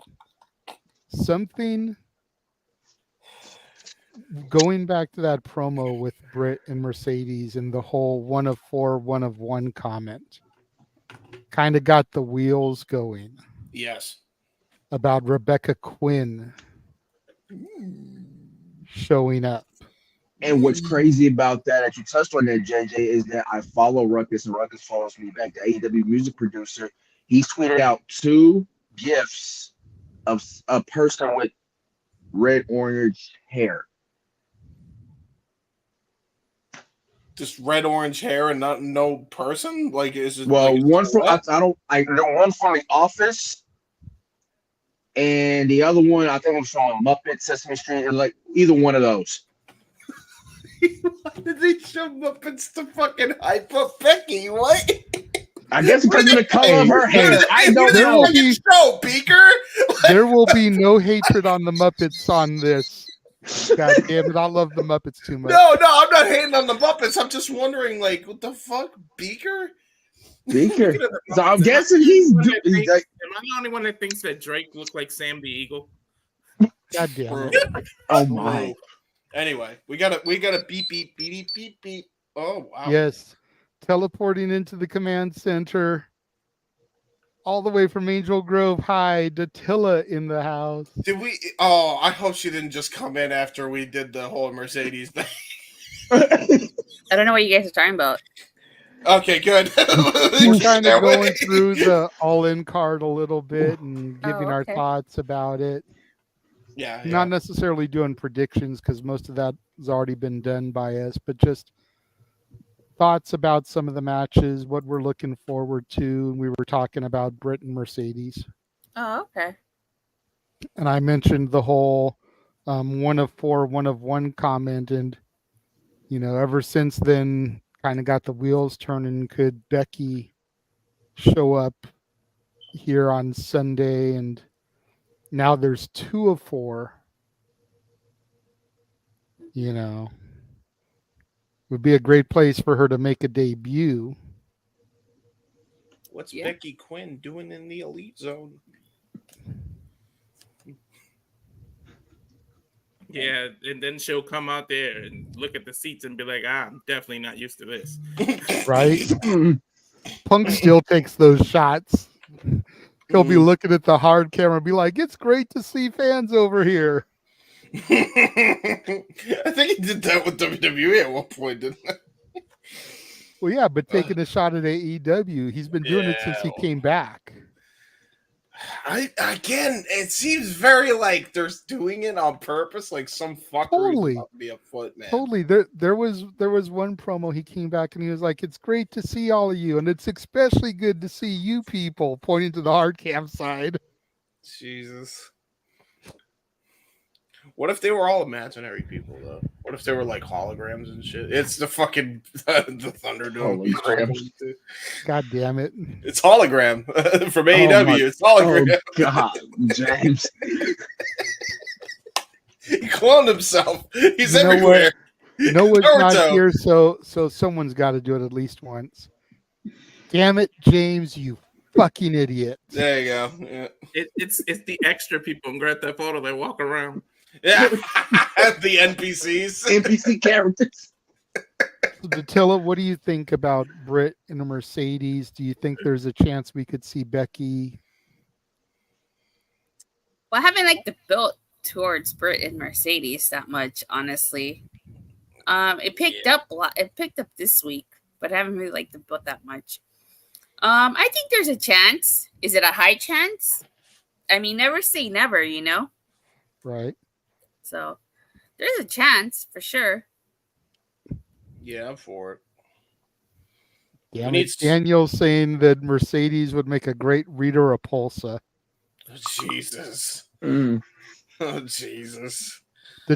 Datilla's got a little bit of Power Rangers on the brain. She's been at Power Morphicon all weekend doing the tour, going to filming sites, going to the command center, going to Angel Grove Park. I've been keeping up with your photos, Datilla. Oh yeah. I found that I went to the command center on Thursday. Mm-hmm. There you go. You talked to Zordon. Zordon wasn't there actually. Motherfucker. Dang. And then I went to Vasquez Rocks, which is where they filmed a lot of episodes. Somebody actually climbed to the very top of those rocks. I made it halfway. I was like, I'm not going up there. You can't see me in the video because I was the one filming, but you could saw me go. You saw like the video go high and stuff. I didn't go that far. I just made it halfway. Yeah, it's not bad. Not bad. Not bad. Tell next time you see Zordon, tell me he owes me money, will you? I think I actually saw him yesterday. I think I walked by his booth. What, Zordon? Yeah, he's there. The guy that played Zordon is at the con. Jeez. Oh. Come on, James. James. Yes. In the middle of the convention center, there's a floating head. Right? Yeah.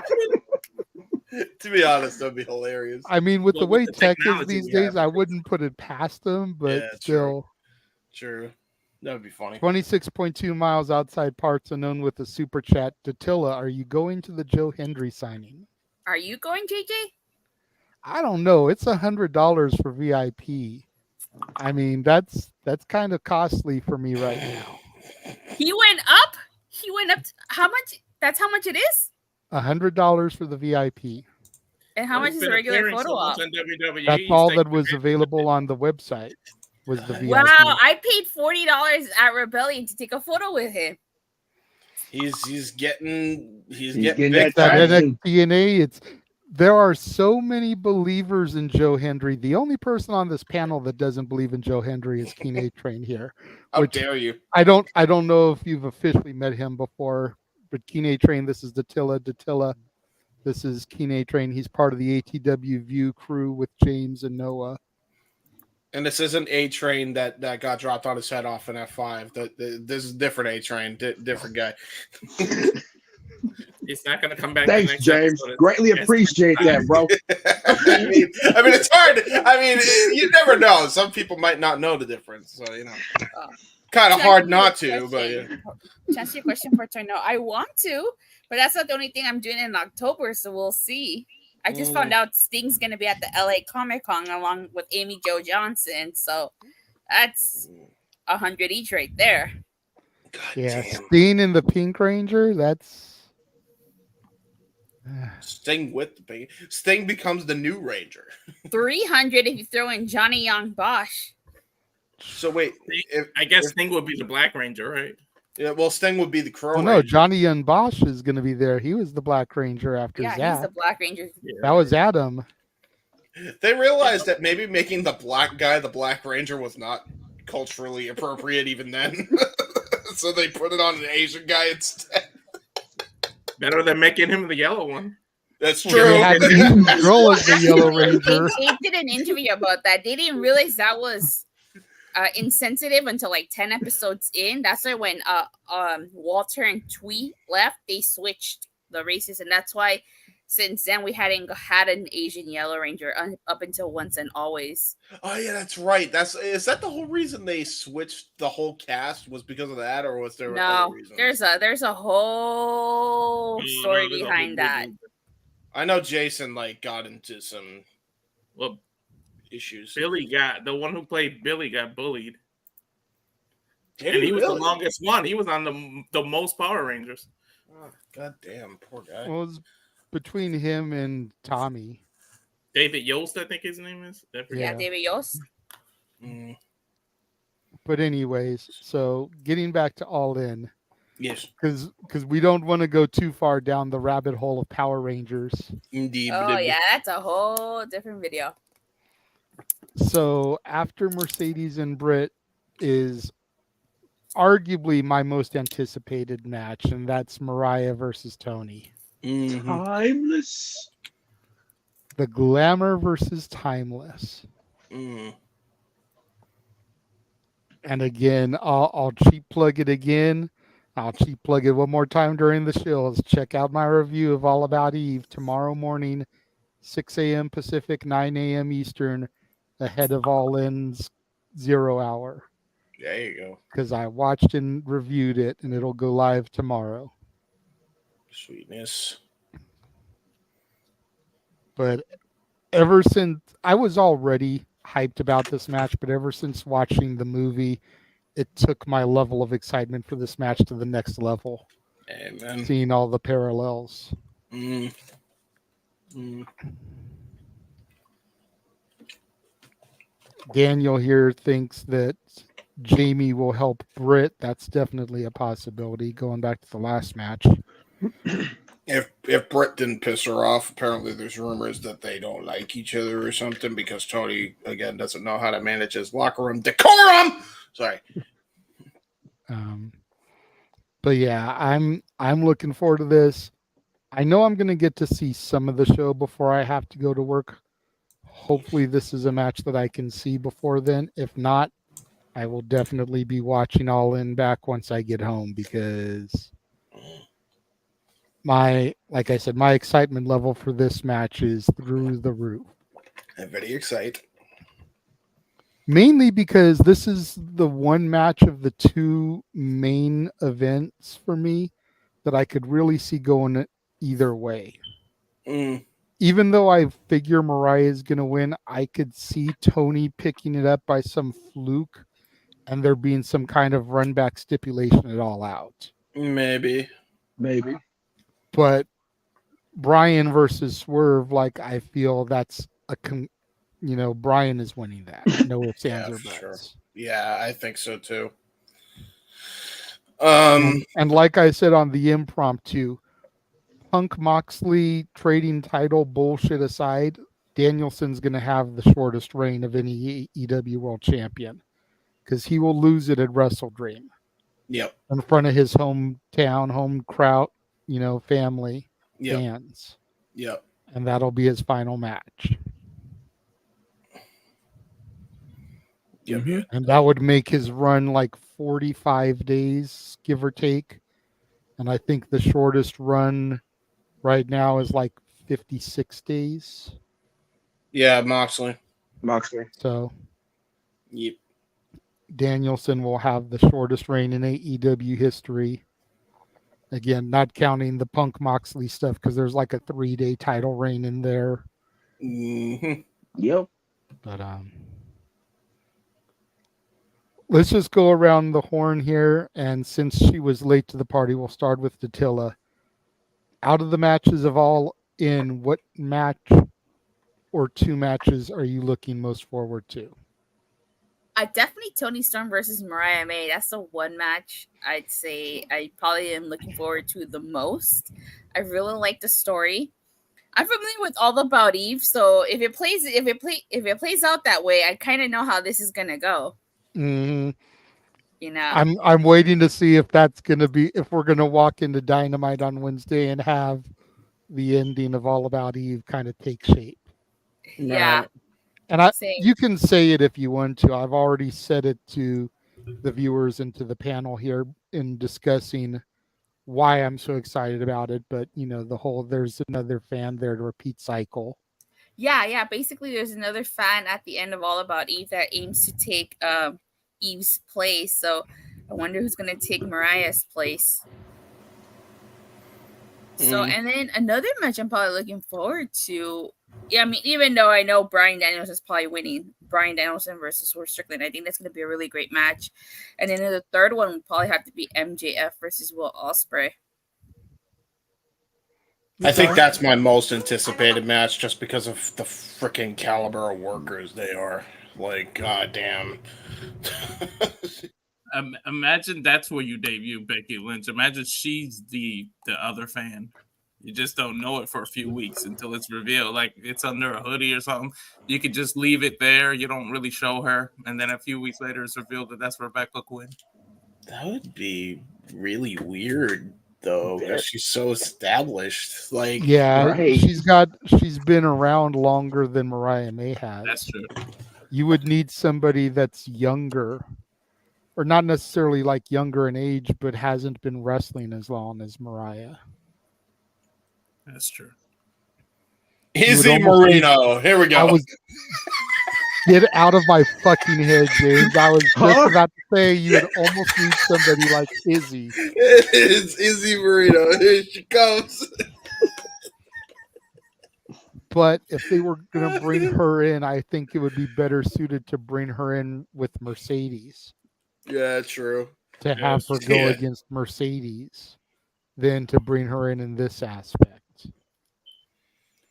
That would be funny though. we actually call it on the show. If I actually see Izzy as the one, I would actually like die like laughing. I'll be doubled over if it's Izzy. Or not knowing. I know she's appearing at NWA 76. I don't know if she's inked an exclusive deal, but maybe someone like Hollywood Haley J from OVW. Okay, yeah, good shout. Good shout. Be pretty good. We'll see. But again, like I don't know if she's inked a deal with the NWA. I just know that she's going to be in that Burke gauntlet thing that they're doing to see who gets a shot at the Burke. I see. Which, for those of you that remember my Fantasy Forbidden Door show, Kenzie Page versus Hollywood Haley J was one of my matches, and it's a very big possibility with her being in this gauntlet. Like it could happen. There you go. Yeah. There you go. What about you, A-Train? One or two matches that you're most excited about for today? Well, first off, it is Tony and Mariah because of the story that's being built up ever since December of last year with the signing of Mariah May and how she got introduced to Tony, and then with RJ's fingerprints all over on the story, like made me, like you said on the impromptu, and I also agree, it made me respect RJ 10 times more what he's doing at AEW. And basically how the story has been invested with a lot of people, and how it's grabbed their attention. And of course, we're going to get the ending scene of where we're going to call it the Mariah era at this rate. I think that's what I predict on Wednesday, and I'm sticking to it. And of course, with Swerve and Danielson, it really is the title versus career, the final countdown for Danielson. Can Danielson pull it off? Can he finally win some AEW gold before he drifts off to the sunset, possibly October 12th? Or will it still be Swerve's house, and Swerve will submit his legacy is be that one to say, as AEW World Champion, I was going to defeat Bryan Danielson in front of 50,000 in Wembley. And of course, with MJF and Will Ospreay, Bryan Danielson told Will Ospreay, do it. All it takes is one Tiger Driver. Can Ospreay hit it? If he hits it, it's done. Yep. MJF ain't gonna have possibly no neck like Ishii and reclaim the AEW International Championship, but that X factor that I feel like that people are missing out on. Because I remember when Matt Menard cut a promo on Collision a few weeks back that took Daniel Garcia out for a little bit.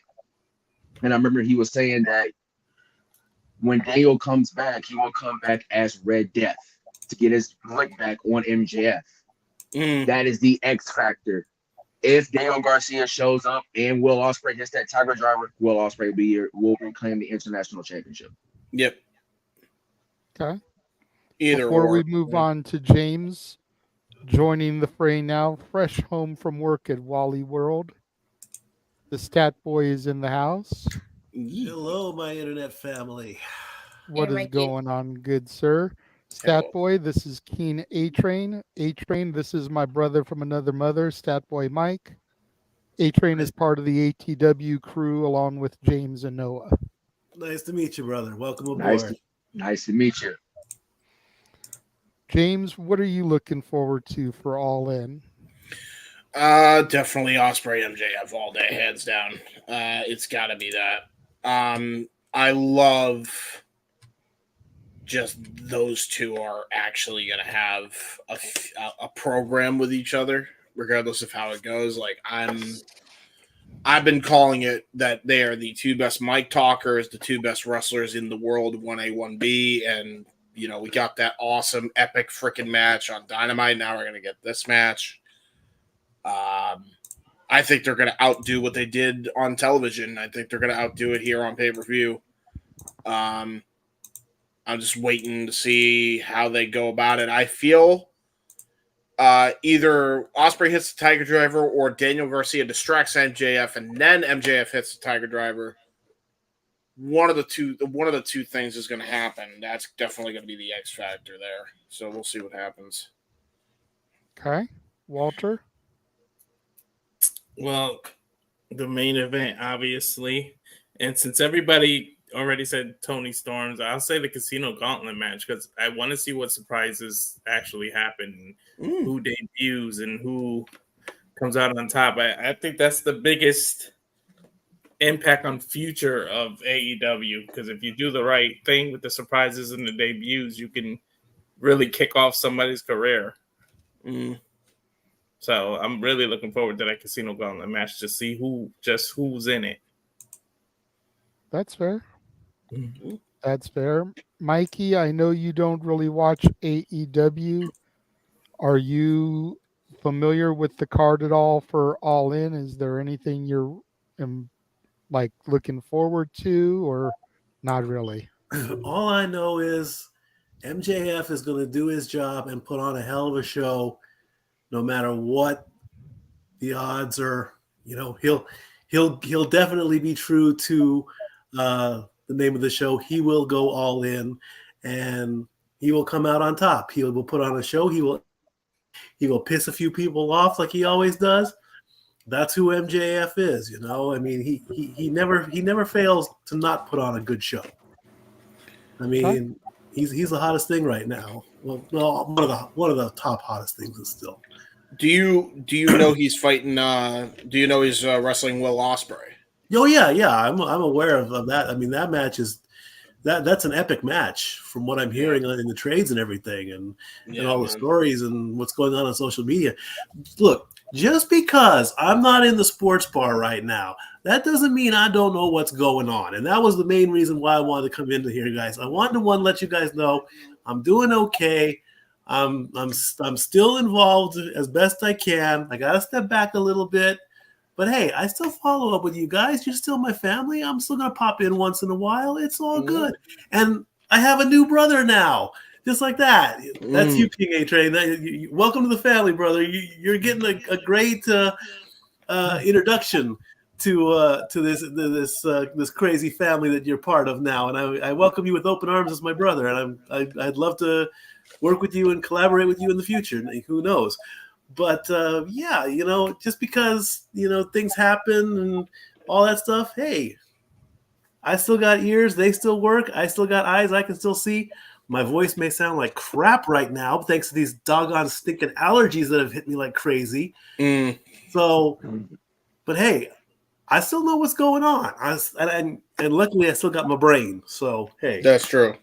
Provided no CTE happens. Let's hope. The only person that would cause any CTE was this guy a few years ago when we were in our wrestling together. He probably dropped me on my head. I've heard about that shit. You guys are out of your fucking mind for that, by the way. Like he threw me into a door frame once. So what you're telling me is he did. It's true. He threw me into a door frame. I had a knot on my head for 2 weeks. So what you're telling me is JJ saw that Vine one day. It's like, hey, Mikey, this is how you dive through a piece of shit door. Basically, yeah. He told you it's real wood. Cry me a river. He tried to impersonate that coward Marty Jannetty and dive through the barbershop window. Except God damn it. How dare you, Mikey? You're such a coward. How could you, man?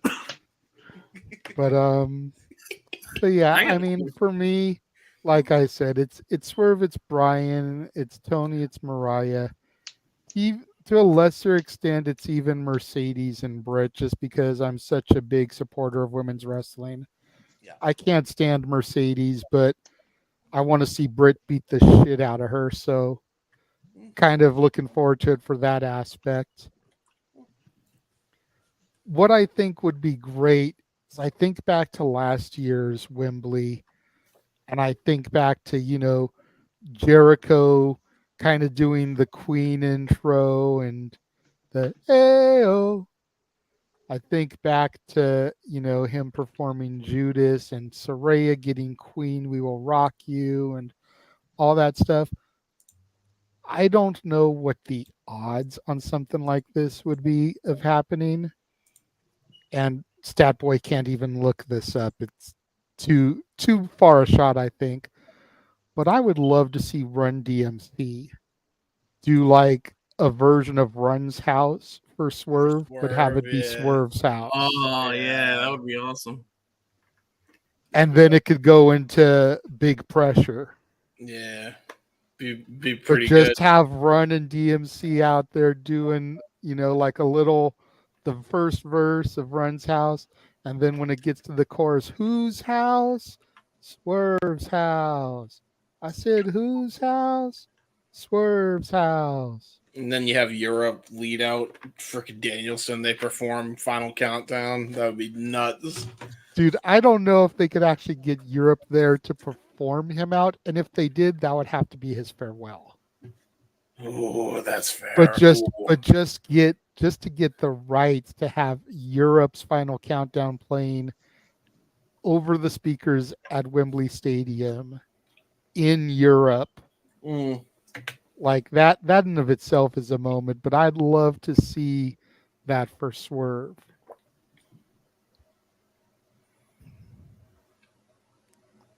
And then the ladder match is going to be a dumpster fire.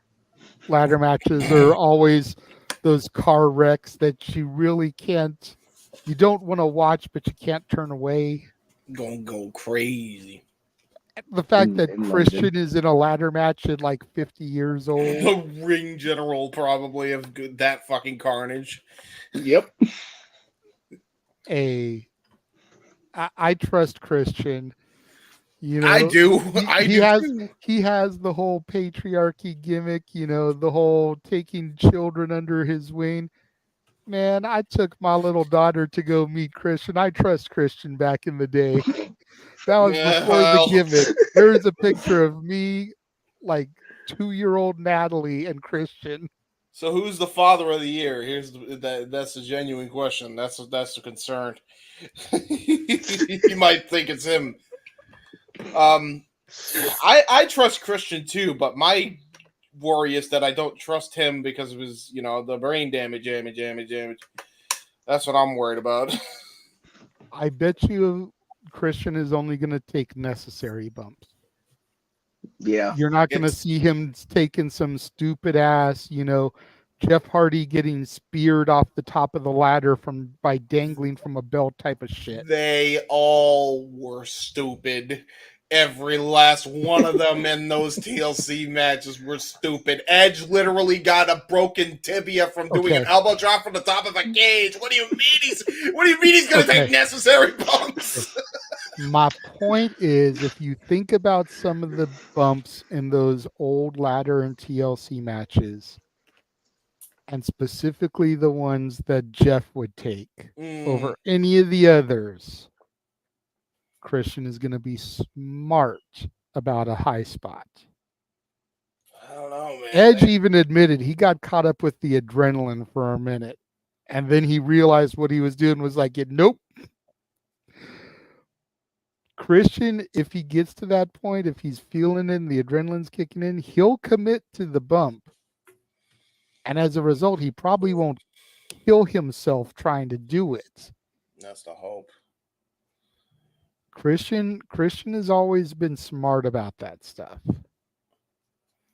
Trust and believe. He'll take the bump, but he'll, like I said, he won't take that blind whiplash back bump getting speared from dangling, holding on to a belt type of shit like Jeff did.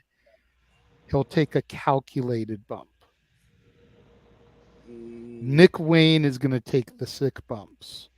Yeah, you know, the Gun Club is going to take the sick bumps. Pac. Yeah, Pac is going to take. Yuta might take a sick bump. Dude, a shooting star from the top of the ladder would be. But I bet you, I would almost be willing to lay down money. Christian, Juice, Claudio are not going to take any kind of sick bumps. They're going to take smart, calculated bumps because they realize how old they are. Fair. Take it from a guy that's done ladder matches.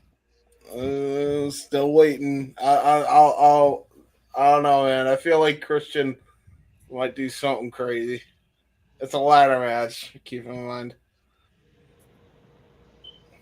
Depends if they're going to need him to wrestle in 2 weeks at All Out. That's true. That's true.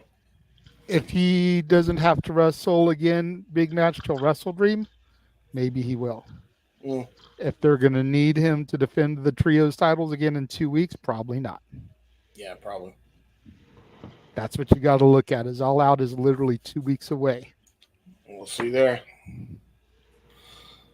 What's up, King? Were you raising your hand? No, I was just saying it was 2 weeks away. Okay. I got a question. What's up? It's not all in related, but it's AEW. Now that MJF is back as a heel, what the hell do you do when Adam Cole's ready to come back? You just ignore the whole history? Like, it won't make sense anymore, heel versus heel anymore. This is fair. Like, are they going to be brothers again, best friends? Like, it's going to be weird now. It is going to be weird, but I do remember that, like, rumors came out that the whole MJF Adam Cole, like, what happened at Double or Nothing was to put a bow on that for now. Got it. Who the fuck knows anymore? I mean, I'm pissed they ended it. I don't think they ever should have. I think there was a lot more mileage left for MJF as a babyface, but, you know. There was, but they needed MJF more as a heel. Yeah, especially when they lost a lot of their top heels, yeah. Yeah, and plus Adam Cole, you know, all we can blame is that jump that Adam Cole did. And that's what started this, you know, downward effect. I just feel bad for him, man, because he just got some of the worst luck ever. Yeah, he does. Concussion and then this. Yeah, he had a foot injury this time? Like a freak foot injury? Not that there's ever a good time to get injured, but he legit was the worst time that the timing sucked on his injury. Dude. It sucked for the company too, I'm sure. Yeah. Yep. Oh yeah. And I won't be there to be able to break the news that he's come back like I was at the forum. I don't know if King knows that story. When me and Jeff went to the forum for Dynamite, I think it was last year, when they had that trios ladder match, Death Triangle and the Elite. I was using the facilities and I heard over the security walkie-talkie that somebody big had shown up and they needed to be quietly escorted into the arena. And I was able to put together that it was Adam Cole. James and Noah were doing a watch along of the event. And I was like, we haven't seen Cole for a bit. Mm-hmm. And then, sure enough, Shivani was in the ring. It pains me to have to introduce this guy. Yep, You I know, remember it's that all night. about that boom. I was like, I called it, baby.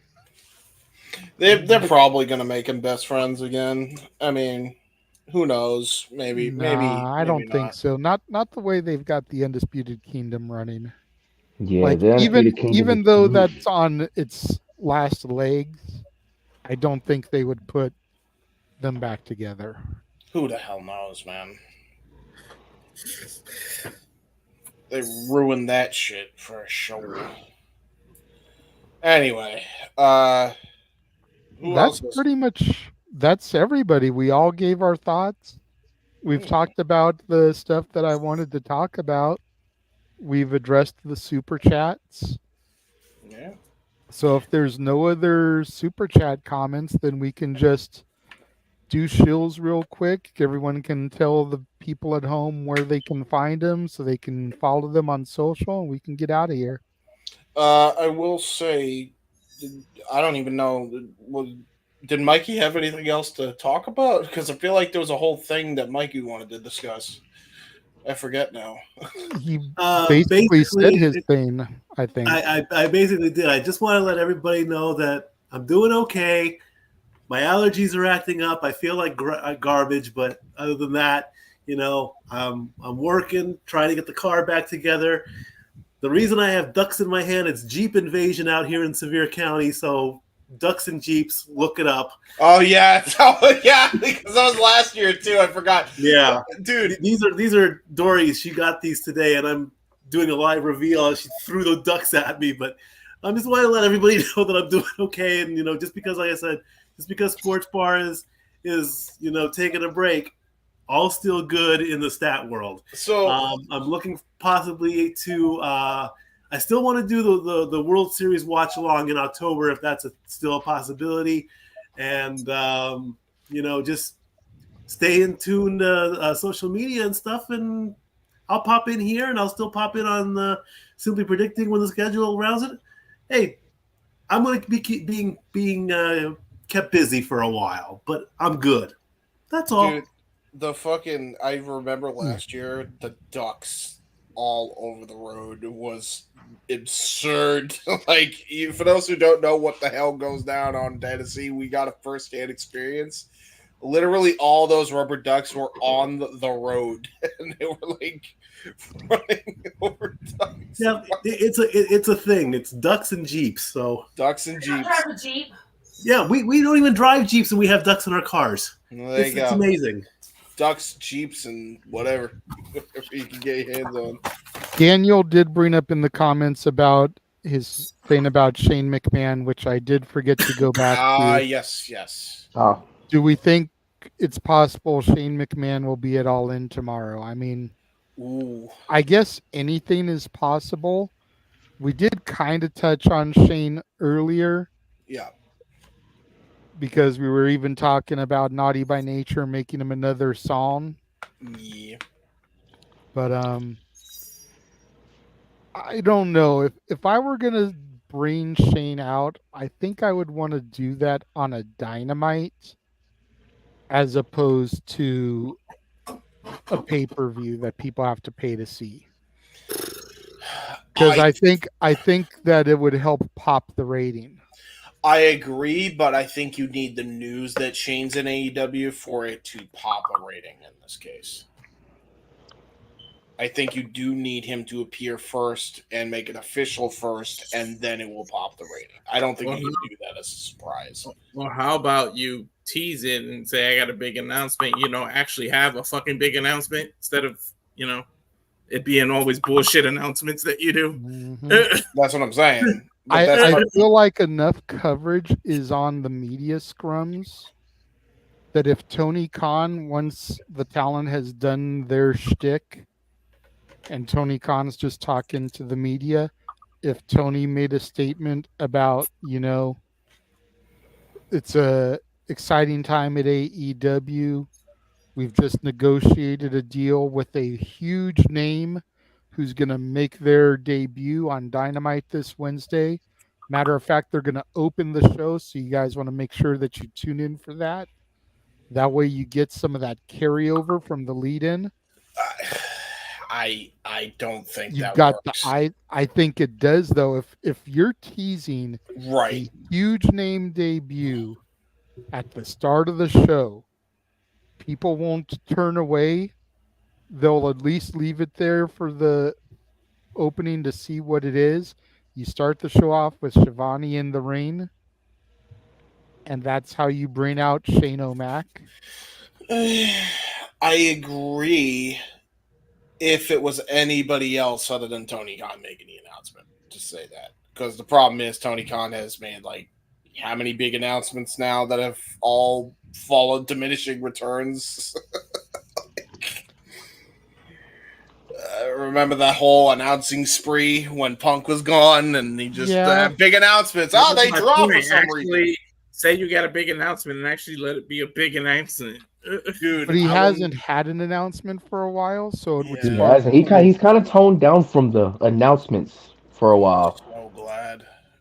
I don't know, man. Like, I will never forget that time where he said, "I have a big announcement," and then that big announcement was an announcement for this week that there's going to be an announcement next week, and that was oh my God, James, do not bring those up. Oh my God, that was absurd. But fucking that's why skipped the fucking.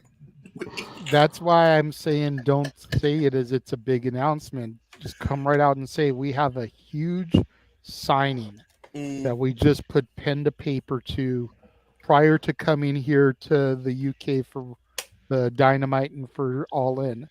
That talent will kick off Dynamite this week. I think. Then you get a way of saying, Tony Khan has a huge announcement. Yes, but that you flat out told the media somebody major is starting Dynamite. My issue, here's my thing: if they don't have anything crazy to end the show, and they don't have like a big brawl between names from a different company fighting against AEW out of nowhere and causing Under Siege to happen, then I'm with you in that regard. However, if they do go that route and somehow WWE names show up and the fuckery was afoot like I've been predicting somehow, then you almost have to have Shane show up and have whatever theme song he's going to come out to, and maybe Here Comes the Money does play over the PA and he's just watching the carnage unfold. Like, if that's a different story, you know what I mean? It really depends on what the hell goes on in Wembley. So, that's my thing. Arlene sent in a $5 super chat. Thank you, Arlene. Who do you guys have winning between Dom and Liv versus Rhea and Damien? By the way, happy belated birthday. Well, thank you for the birthday greeting, Arlene. Yes, happy belated birthday. I hate to say it, but I say Liv and Dom. Yep. I disagree. I say Liv and Dom because that way you can build to Bad Blood in the rematch. Make it a stipulation of some kind at a show called Bad Blood.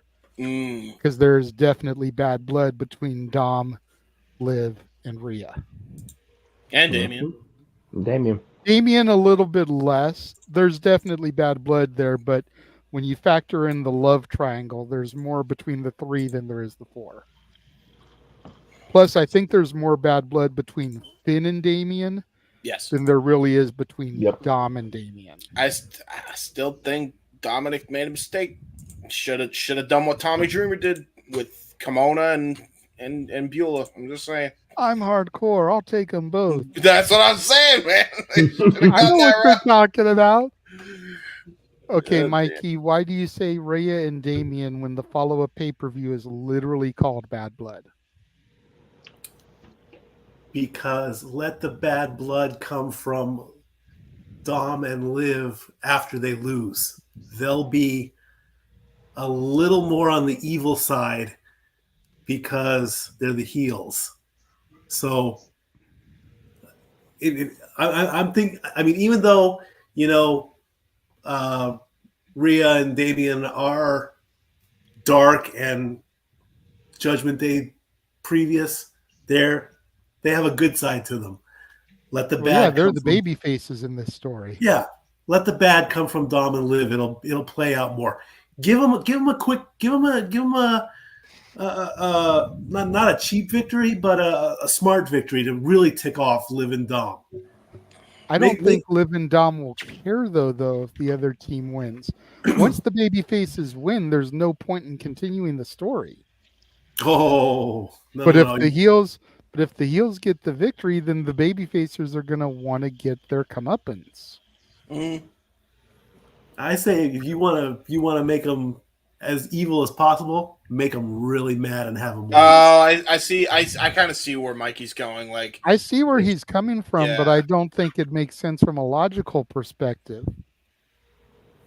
The whole point is Liv Morgan and her revenge tour. She already feels like she's won that. She got the guy. She got the title. Yeah.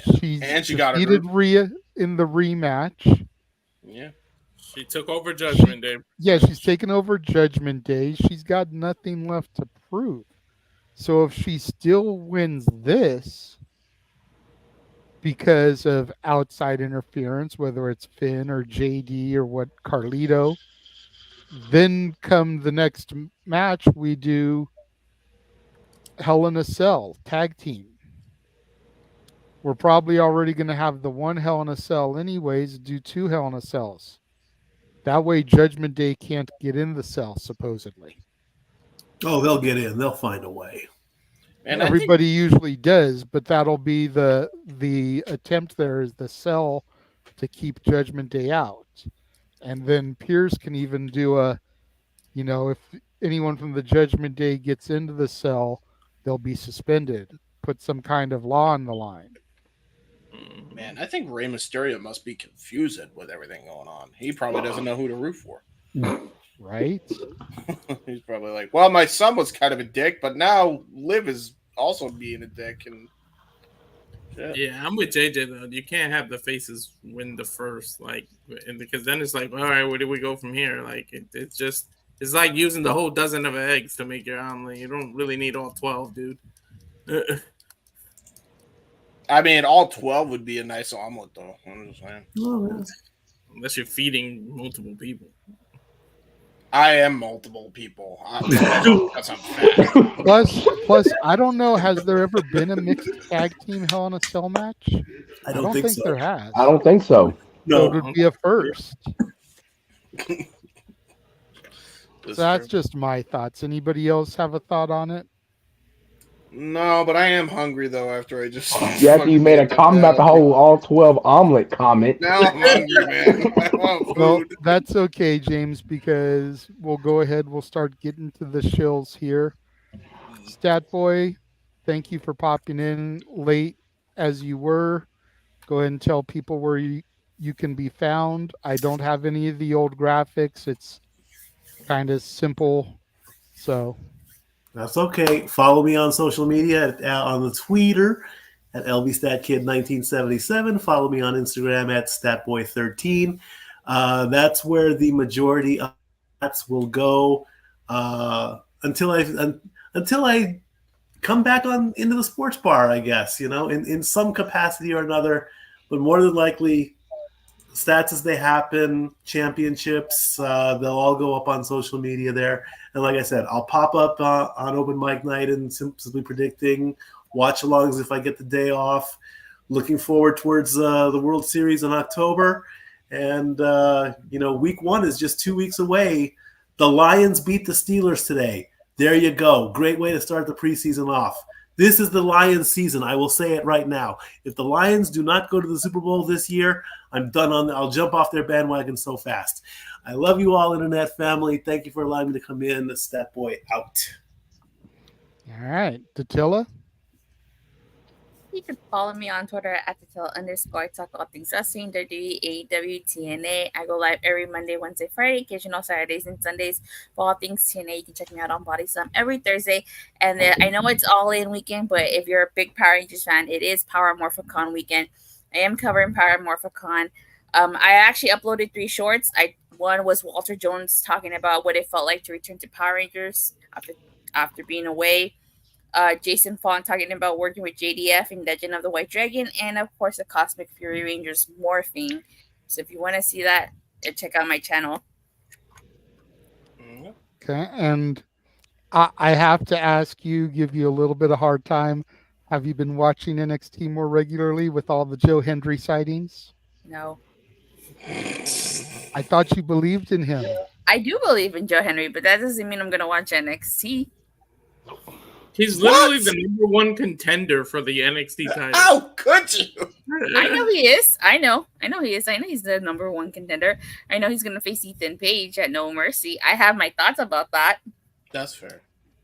We'll get into that at some point this coming week. I'm sure there'll be a Simply Predicting or something for it. I'm going to be curious to see how Noah does Simply Predicting this week with 3 shows ahead of him.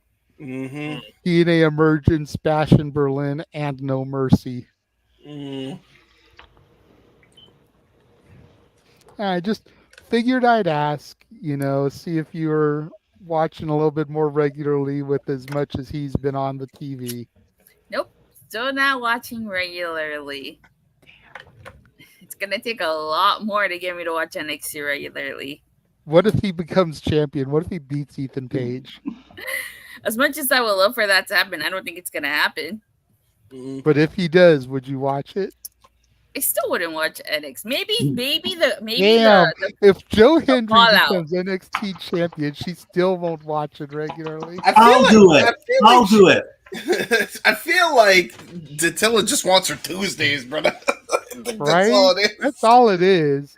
It's maybe that's really all it is. Yeah, maybe. I don't know. All right. Kane, tell the world where they can find you and tell the world why you do not believe in Joe Hendry. You're gonna make me say the second part. All right. First off, okay, let's get to the first one. Follow me on Twitter at AMT Roman numeral 23, the number 23. Also follow me on Instagram. Same thing, but the dot after the Roman numeral and then 23 on Instagram. The reason I do not believe Joe Hendry is he is Fandango 2.0 in a entrance merchant. I rest my case, Your Honor. Hey, there's nothing wrong with being an entrance merchant. He has some of the best entrances of all time. Name me one then.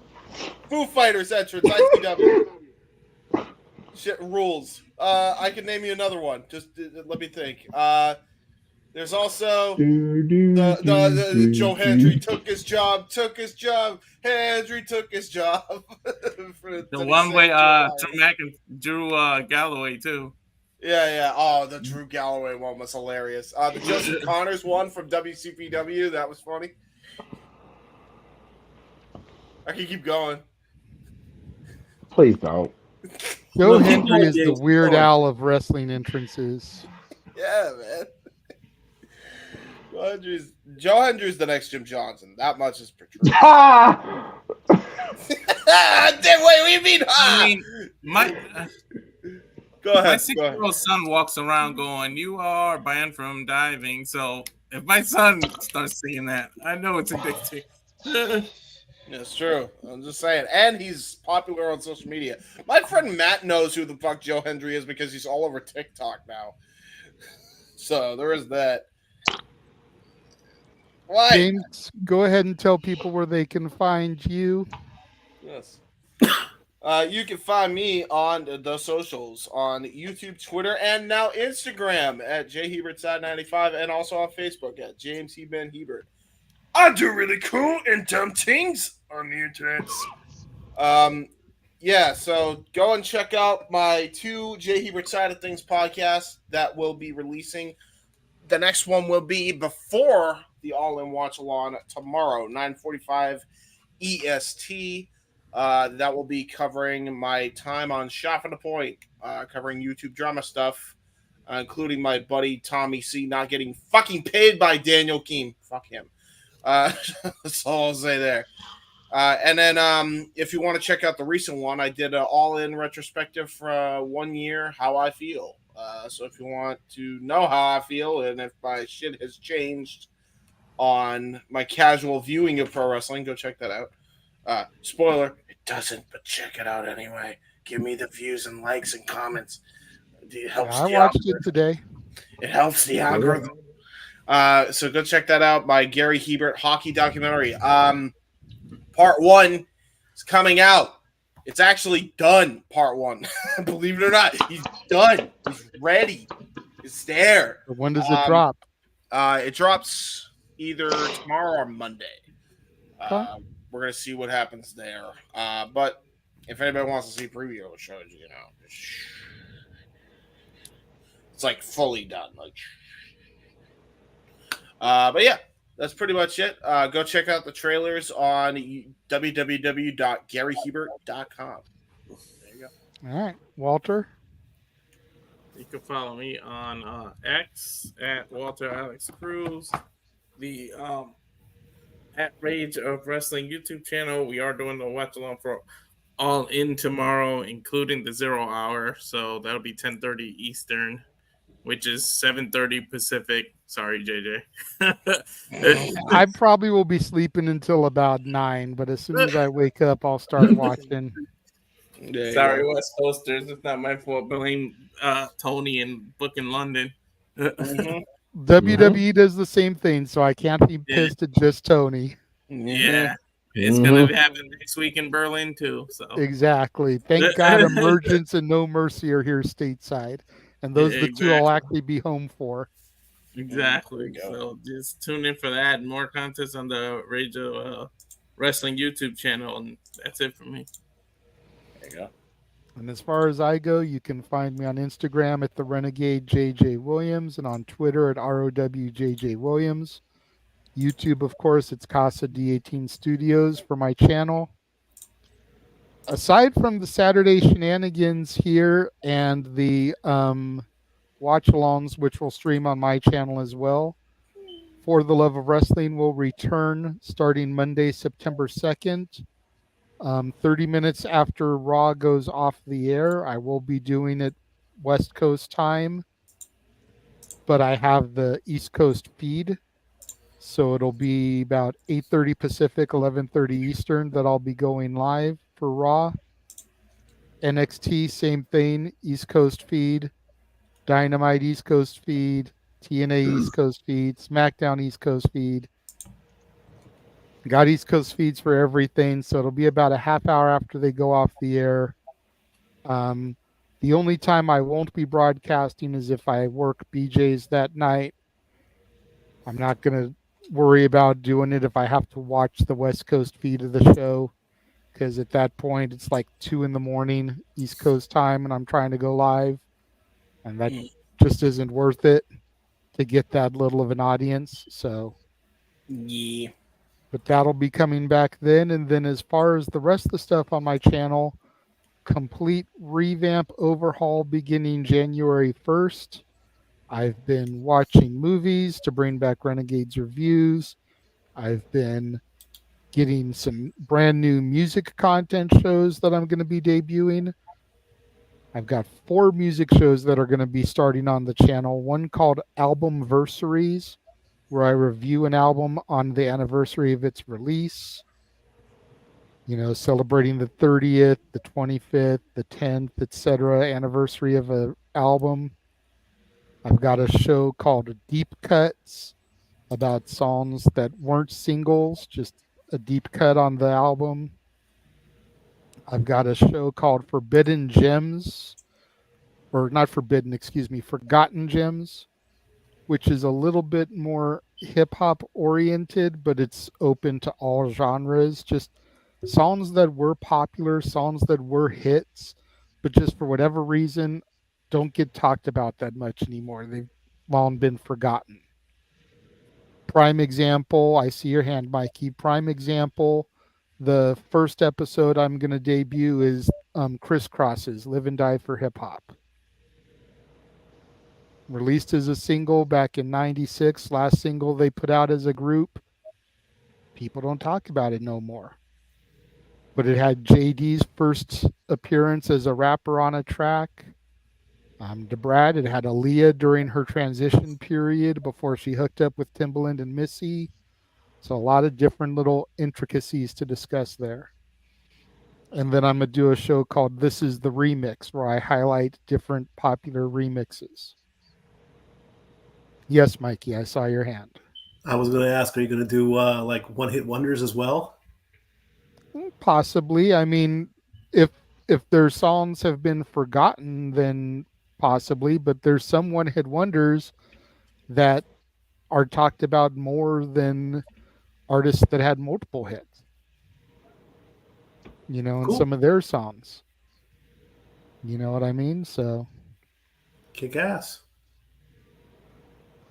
So I got all that stuff that'll be coming up, and it's pretty much getting all this stuff done. And during the days where I work BJ's, I don't do Uber Eats, so those are my filming days. I do filming before going into work, so trying to get a lot of content logged up for the re-premiere of all that stuff at the beginning of the year. So that is going to about do it for this week's episode of the Saturday Shenanigans. We want to thank all of you guys for joining us and tuning in. 10 of you that are still watching, we greatly appreciate it. Huge shout out to Keen A-Train for joining us here this evening. Second time on the show. Big boo to Noah for sleeping and missing it all. Oh, damn it. He's going to kick himself when he goes back and watches this and sees that A-Train was here. But we love you, Noah. I'm sure that you were exhausted, knowing you got church, knowing you got all in tomorrow. Don't worry about it, bro. Like you always say, priorities over passions. So we understand. But we wanted to surprise you, damn it, and you killed the surprise. For the Simple Man, Noah Foster, for Stat Boy Mike, for Datilla, for Keen A-Train, for the Heb Man James Hebert, for Mr. Reliable, I am the Renegade JJ Williams, saying thank you all for joining us, and we will see you guys next time. I'm gonna make an omelet. Bum, bum.